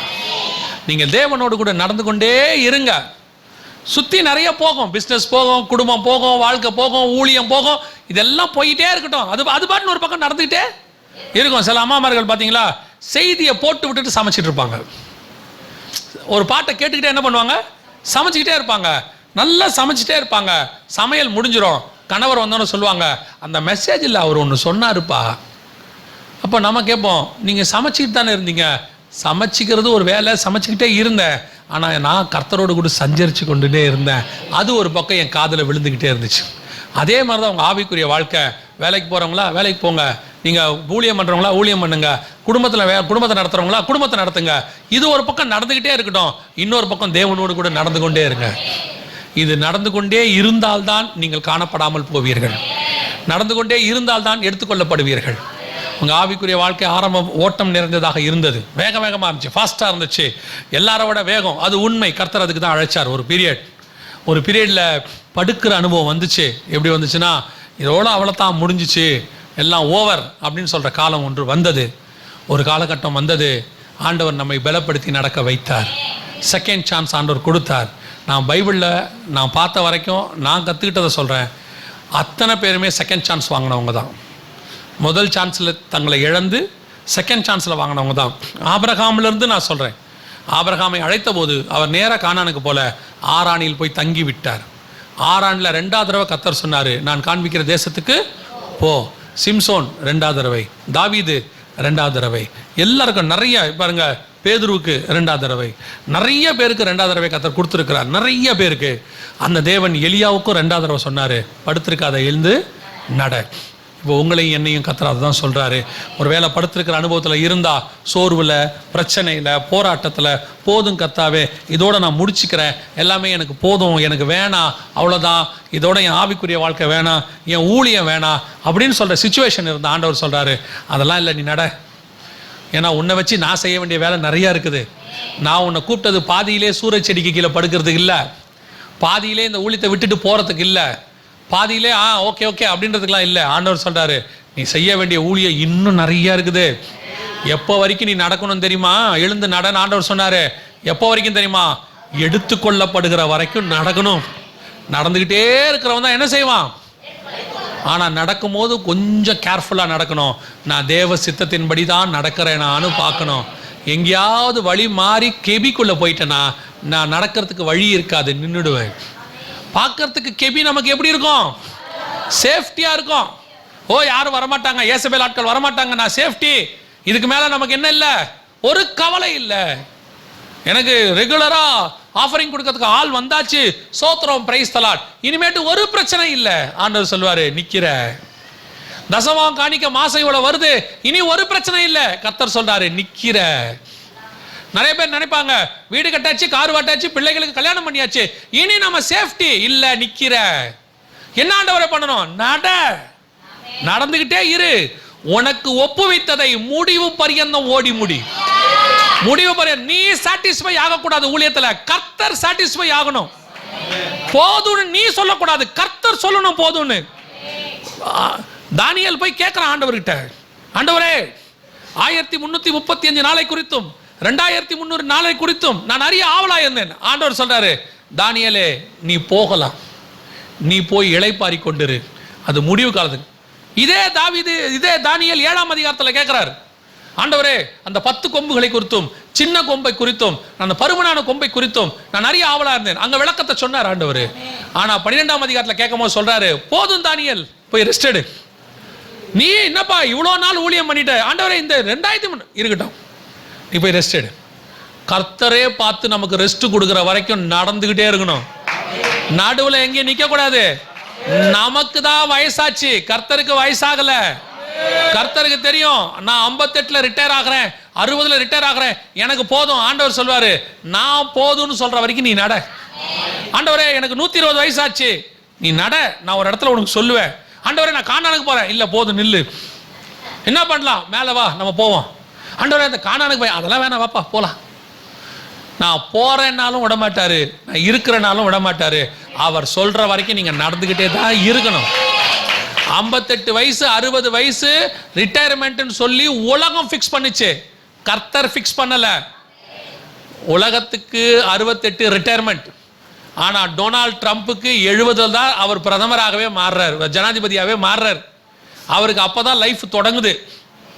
எங்க யாருக்கு எப்போ தொடங்குது எப்போ முடியுதுன்னு பரலோகம் எழுதி வச்சிருக்கு.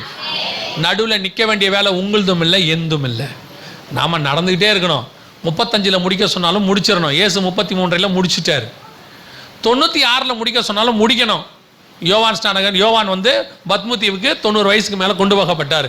யாருக்கு எவ்வளோ வச்சிருக்கிறாருன்னு கர்த்தருக்கு தெரியும். நீங்களே முடிவு பண்ணிக்காதீங்க. போதும் கர்த்தாவே, பசங்களுக்கு எல்லாம் செட்டில் பண்ணியாச்சு, இனி கொஞ்சம் ஆண்டவர் சொல்வார். அப்படியா? எப்படி நடக்கிறியா இல்லையா? கூட வரியா இல்லையா? இல்லை ஆண்டவர், சரி அப்படி ஓரமாக உட்கார், வேற ஆளை பார்த்துக்கிறேன். ஏன்? நான் நடந்துக்கிட்டே இருக்கிறேன், நடக்கிறதுக்கு எனக்கு ஆள் வேணுமே கூட. நீ படுத்துருவ, எனக்கு நடக்க ஆள் வேணுமே. அவர் ஆல்டர்னேட் வச்சுக்கிட்டே இருப்பார். ஆனால் நாம் சொல்லணும், ஆண்டவரே முடிவு பரியந்தம் நான் நடப்பேன். நடந்துக்கிட்டே இருக்கும்போது எடுத்துக்கொள்ளப்பட்டு அப்படியே பரதீசில் உங்கள் கூட நடப்பேன். நான் நடக்கிறது நிற்க போகிறதே இல்லை. ஜெபம் பண்ணுவோமா? நம்ம எல்லாம் ஜெபிக்கலாமா? ஒரு சிலர் கர்த்தர் இப்போ உங்களை ஓட சொல்லியிருப்பார். அரைக்கட்சியை கட்டிட்டு ஓடுங்க. ஒரு காலகட்டத்தில் ஓடணும், வேகமாக ஓடணும். அது அந்த காலகட்டத்தில் அதைத்தான் செய்யணும். இப்போ நம்ம ஓட வேண்டிய இடத்துல இருக்கிறோம். ஒரு சிலர், நான் எப்பவுமே நினைப்பேன், 11ஆம் மணியில் வேலை செய்கிறவன் வேகமாக வேலை செய்யணும். ஏன்னா அவனுக்கு 1 மணி நேரம் தான் இருக்குது. அந்த 1 மணி நேரத்துக்குள்ளே அவனுக்கு கொடுக்கப்பட்ட வேலையெல்லாம் முடிச்சிடணும் அவன். இப்போ நம்ம அந்த மாதிரி அரைக்கட்சியை கட்டிக்கிட்டு ஓட வேண்டியவங்க. அரைக்கட்சியை கட்டியிருக்கிறீங்களான்றது தான் ரொம்ப முக்கியம். அரைக்கட்சியை கட்டாமல் சத்தியத்தில் நிற்காமல் நீ என்ன ஊழியம் பண்ணாலும் ஒரு நாள் உன் இடை தளர்ந்து போகும். ஆண்டவர் சிலருக்கெல்லாம், ஆண்டவர் அந்த வார்த்தையை சொல்கிறாரு, சிலருக்கெல்லாம் ரதத்தை விட வேகமாக ஓடுறதுக்கு கர்த்தர் ஊழியத்தை வச்சிருக்கிறார். ஊழியம் ரதத்தை விட வேகமாக ஓடுற ஊழியம், குதிரையை விட வேகமாக ஓடுற ஊழியம். ஆனால் கர்த்தர் என்ன எதிர்பார்க்குறாரு தெரியுமா? உன் அரைக்கட்சியை நீ கட்டியிருக்கியா? சத்தியத்தில் நிற்கிறியா? சத்தியத்தை யாருக்காகவாவது வளைச்சி கொடுக்குறியா? சில நேரங்களிலே கலாத்தியருக்கு பவுல் எழுதும்போது சொல்கிறாரு, நான் இன்னும் மனுஷனை பிரியப்படுத்துகிறவனா இருந்தால் தேவனுக்கு ஊழியக்காரன் அல்லவே. உன் அரைக்கட்சியை கட்டிட்டு ஓட வேண்டிய சில நேரத்தில் நீ மனுஷனை பிரியப்படுத்துகிறவனா மாறிடுற. சில நேரத்தில் உன் சொந்தக்காரங்களை, குடும்பத்தை, உன் ஸ்தாபனத்தை, உன் டினாமினேஷனை, உனக்கு மேலே இருக்கிறவங்களை பிரியப்படுத்த வேண்டியவனா மாறிடுற. அப்படி மாறுற உன்னை எடுத்து என்னால் பயன்படுத்த முடியாது. ஏன்னா உன் இடைக்கச்சை சத்தியம் இல்லை. உன் இடைக்கச்சை ராஜாவுடைய இடைக்கச்சை. அது ஒரு நாள் தளர்ந்து போகும். உன் இடைக்கச்சை சத்தியமாக இருக்கணும். எதை கர்த்தர் சொன்னாலும் செய்யணும். தகப்பன் வீட்டை விட்டு வானா வரணும். பிள்ளையை கொண்டு மலைக்கு மேலே குடுனா கொடுக்கணும். தகப்பனை கொடுப்பேன், ஆனால் பிள்ளையை கொடுக்க மாட்டேன்னு சொன்னா உன் இடைக்கச்சை சத்தியம் அங்கே அவிழ்ந்து போச்சு. அவன் அந்த பிள்ளையை கொடுத்த உடனே அடுத்த அதிகாரத்தில் கர்த்தர் அவனை பார்த்து சொல்றாரு, தன் பிள்ளைகளுக்கு ஆபிரகாம் தன் நியமங்களையும் கற்பனைகளையும் சொல்லி கொடுப்பான் என்று கர்த்தர் அவன் மேல் நம்பிக்கை வைத்திருந்தார். அந்த நம்பிக்கை உன் மேலே வரணும்னா உங்க இடைக்கச்சை ஸ்ட்ராங்காக இருக்கணும். 2வது, நீ போகிற பாதையில் சில பிரச்சனைகள் வரும். உன் காதுகள் கேட்கும். ஏன் சில நேரத்தில் உன் கண்கள் கூட பார்க்கும். சில நேரத்தில் உனக்கு பாதிப்பு கூட வரும். ஆனால் ஒன்று மட்டும் தெரிஞ்சுக்கோங்க, வழியில் பாதியில் வனாந்தரத்தில் படுக்கிறதுக்கு கர்த்தர் உங்களை அழைக்கவில்லை. கர்த்தர் உங்களை கொண்டு போய் மேகத்துக்கு நடுவில் சேர்ப்பதற்காக அழைத்தார். சுழல் காற்றில் ஏறி போவதற்காக அழைச்சிருக்கிறார். அந்த சிச்சுவேஷன் உண்மையிலே வரும். கேட்டபோது அப்படி ஒரு பயம் வரதான் செய்யும். எல்லாருக்கும் வரதான் செய்யும். எலியாவுக்கே வந்துருச்சு. நம்மை போல ஒரு பாடுள்ள மனுஷன். இப்போ நாம் என்ன செய்ய போகிறோம்?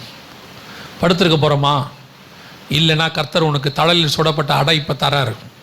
பரிசுத்த ஆவியானவர் உனக்கு ஒரு வார்த்தை கொடுக்குறாரு, எழுந்து நட.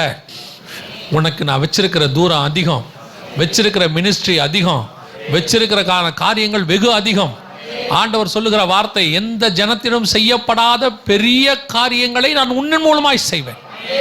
அந்த காரியம் பயங்கரமாய் இருக்கும். 34:10 யாத்ராகமத்தின் புஸ்தகம். நீ படுக்காத, எழுந்துச்சு நடக்க மட்டும் செய்ய. நீ நடந்து போ. எந்த ஊழியக்காரனை வச்சு செய்யாத பெரிய பெரிய காரியங்களை கர்த்தர் உன்னை வச்சு செய்வார். உன்னை கர்த்தர் பயன்படுத்துவார். நீ எலியாவின் ஆவியை உடையவன். ஆண்டவர் அப்படித்தான் உனக்கு சொல்றார். நீ போ, நீ எழுந்து நட. நடந்துகிட்டே இரு. பேசிக்கிட்டே இருப்பான், நீ நடந்துக்கிட்டே இரு. உன்னை படுக்க வைக்கிறதுக்கு கொஞ்சம் பேர் ட்ரை பண்ணிகிட்டே இருப்பான். கொஞ்சம் பேர் உன் ஆவிக்குரிய வாழ்க்கையை தொய்ந்து போகிறதுக்கு பேசிக்கிட்டே இருப்பாங்க. உன் இருதயத்தை குத்துவாங்க. நீ சோர்ந்து போகும்படி பேசுவாங்க. ஏன் உன் ஊழியத்தை கூட கேவலமா பேசுவாங்க. ஒன்று மட்டும் தெரிஞ்சுக்கோ, நான் நடக்க தொடங்கிட்டேன், இனி படுக்கவே மாட்டேன். நான் எப்போ வரைக்கும் நடப்பேன் தெரியுமா? இயேசு வர்ற வரைக்கும் நடப்பேன். இயேசு வர்ற வரைக்கும் நான் நடக்க போகிறேன். நடக்கும்போது ஒன்று மட்டும் கேர்ஃபுல்லாக இருக்கணும். நான் கர்த்தர் சொல்கிற ரூட்டில் நடந்துட்டு இருக்கிறேன்னா. நிறைய பேர் வழி விலகி போயிட்டாங்க. நிறைய பேர் ரதத்தில் ஏறி போயிட்டாங்க. நிறைய பேர் விசாலமான பாதைக்கு போயிட்டாங்க. ஆனால் நீங்கள் நானும் போகிற பாதை கொஞ்சம் இடுக்கனால தான் இருக்கும். ஆனால் முடிவு பரியந்தம் நடக்க போகிறோம். கொஞ்சம் பேர் அப்படி போனவங்க எல்லாம் ஒரு இடத்துல நின்றுட்டாங்க. அவங்க எதை வச்சு திருப்தி ஆயிட்டாங்க தெரியுமா? அவங்களுக்கு இந்த பூமியில் இருக்கிற இன்ஃப்ராஸ்ட்ரக்சரை வச்சு திருப்தி ஆயிட்டாங்க. பெரிய ஊழியம், பெரிய கட்டடம், பெரிய கூட்டம், நல்ல வசதியான பணம், தேவையானது எல்லாம் கிடச்சிருச்சு. ஓகே, நாம் இன்னும் நடந்துக்கிட்டு இருக்கிறோன்னு நினைக்கிறாங்க. ஆண்டவர் சொல்கிறாரு, அவங்கெல்லாம் நின்று ரொம்ப நாள் ஆச்சு. அவங்கெல்லாம் நின்னாச்சு. ஆனால் அவங்க எது வரைக்கும் வந்து நடந்தாங்களோ அது வரைக்கும் உள்ளது அவங்கக்கிட்ட இருக்குது. அதனால் அவங்க நினச்சிக்கிட்டு இருக்கிறாங்க நாம் இன்னும் நடந்துட்டு இருக்கிறோன்னு நினைக்கிறாங்க. சில நேரத்தில் ஸ்டேஷனில் ட்ரெயின் நிற்கும். ஆனால் தூங்கிட்டு இருக்கிறவன் நினைப்பான் ட்ரெயின் இன்னும் போய்கிட்டே தான் இருக்கு. ஆனால் முழிச்சிட்டு இருக்கவனுக்கு மட்டும்தான் தெரியும், இல்லை ட்ரெயின் நின்றுச்சு. சில நேரத்தில் சிலர் தூங்கிட்டு ஸ்டேஷனை விட்டவங்களாக இருக்கிறாங்க. அப்போ ஒருத்தர் வந்து எழுப்புவாங்க, சார் ஸ்டேஷன் வந்துருச்சு. அதே மாதிரி தான் கர்த்தர் உன்னை எழுப்புறாரு. இப்போ நட, நீ நின்றுட்ட, நீ நட, நீ நிற்கிறதுக்கு அழைக்கப்படலை. திருப்தி ஆகிடக்கூடாது. உன் மினிஸ்ட்ரியில் நீ திருப்தியே ஆகக்கூடாது. தானியேலை போல இன்னும் தேவை இருந்துகிட்டே இருக்கணும். உன் ஆத்மா தாகத்தோடு இருந்துகிட்டே இருக்கணும்.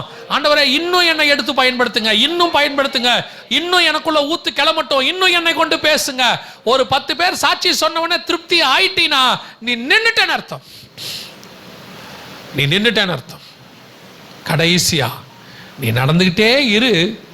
ஒரு நாள் வரும், ஆண்டவர் உலகத்துக்கும் உங்களுக்கும் பிரிவினை உண்டாக்குவார். ஒரு அக்கினி ரதம் உங்களை பிரிக்கும். நீங்கள் சுழல் காற்றிலே ஏறி தேவனோடு கூட நடந்து போவீர்கள். இப்போ நாம் எந்த இடத்துல இருக்கிறோம் நமக்கு தெரியும். இப்போ நாம் ஜெபிக்க போகிறோம். நீங்கள் எந்த இடத்துல இருக்கிறீங்கன்னு ஆவியானவர் உங்களுக்கு உணர்த்தி இருப்பார். தீர்க்க தரிசனமாய் உங்களோடு கூட கர்த்தர் பேசி இருப்பார். அப்படி பேசி இருந்தார்னா இப்போ கரங்களை உயர்த்தி ஆண்டவர்கிட்ட ஒப்பு கொடுத்து ஜெபம் பண்ணுங்க. நீங்கள் இருக்கிற ஸ்தானத்தை ஆண்டவர்கிட்ட ஒப்பு கொடுத்து ஜெபம் பண்ணுங்க. ஆண்டவரே, நான் ஓடிக்கிட்டு இருக்கிறேன். ஆண்டவரே, நான் படுத்திருக்கிறேன். ஆண்டவரே, நான் நடந்துட்டு இருக்கிறேன். ஆண்டவரே, நான் நின்றுக்கிட்டு இருக்கிறேன். ஆண்டவரே, நான் இப்போ நடந்துக்கிட்டு இருக்கிறேன். அதை எதுவோ அதை ஆண்டவர்கிட்ட ஒப்பு கொடுத்து உங்கள் இருதயத்தில் ஆழத்துலேருந்து மனசாட்சியில் சூடுண்டவங்களா இல்லாமல் உண்மையாக ஆழத்துலேருந்து ஆண்டவர்கிட்ட ஒப்பு கொடுங்க. ஆண்டவர் உணர்த்துறார் உங்களுக்கு. அந்த காரியத்தை சொல்லுங்க. ஆண்டவர் மீண்டும் உங்களை எழ பண்ணுவதற்கு வல்லமை உள்ளவராய் இருக்கிறார். பரலோகத்திலிருந்து வார்த்தையை கொடுத்து எழுப்புவார். உலர்ந்த எலும்புகளை மீண்டும் கர்த்தர் உயிர்ப்பிப்பார். கர்த்தர் உலர்ந்த எலும்புன்னு விடுகிற தேவன் அல்ல. உன் மேல உள்ள அபிஷேகமோ உன் மேல உள்ள அழைப்பும் மாறாதது. அது முடிவு பரியந்தம் ஓடி முடிக்கிற வரைக்கும் கர்த்தர் முயற்சி பண்ணிக்கிட்டே இருப்பார். இன்னைக்கு உன்னை புதுப்பிச்சுக்கோ. இன்னைக்கு ஆண்டவர்கிட்ட சொல்லுங்க, நான் நடக்கிறேன் ஆண்டவரே. எவ்வளோ நடக்கணுமோ நான் நடக்கிறேன் ஆண்டவரே. I don't want to stop. நான் திருப்தி அடைய மாட்டேன். நான் திருப்தி அடையவே மாட்டேன். அப்படி சொல்லுங்க ஆண்டவர்கிட்ட. போதும் என்ற மனதனுடைய தெய்வ பக்திங்கிறது வேற. இது ஊழியத்தில் கர்த்தர் வச்சதில் திருப்தி ஆகக்கூடாது. நம்ம ஜெபம் பண்ணுவோமா? சர்வ வல்லமை உள்ள எங்கள் தகப்பனே, கரங்களை உயர்த்தி ஜெபித்துக் கொண்டிருக்கிற ஒவ்வொருத்தருக்காய் ஸ்தோத்திரம். என்ன நோக்கத்துக்கு அழைத்தீரோ, என்ன நோக்கத்திற்கு அபிஷேகித்தீரோ, என்ன நோக்கத்திற்கு அழைப்பை கொடுத்தீரோ, அந்த நோக்கத்தை முடிவு பரியந்தம் நாங்கள் செய்து முடிக்க எங்களுக்கு கிருபை பாராட்டுங்கப்பா. முடிவு பரியந்தம் செய்ய எங்களுக்கு கிருபை பாராட்டுங்க. அதை நாங்கள் நடுவில் இழந்து போகாதபடிக்கு, நாங்கள் படுத்து விடாதபடி, நாங்கள் நின்று விடாதபடி முடிவு பரியந்தம் நடக்க எங்களுக்கு கிருபை பாராட்டும். நாங்கள் நடந்துகிட்டு இருக்கும் போதே எங்களை எடுத்துக்கிட்டு போயிடுங்கப்பா. கிருபையுள்ள கரத்தில் எங்களை தாழ்த்துகிறோம். எங்கள் ஆண்டவர் இயேசுவின் நாமத்தில் பிதாவே.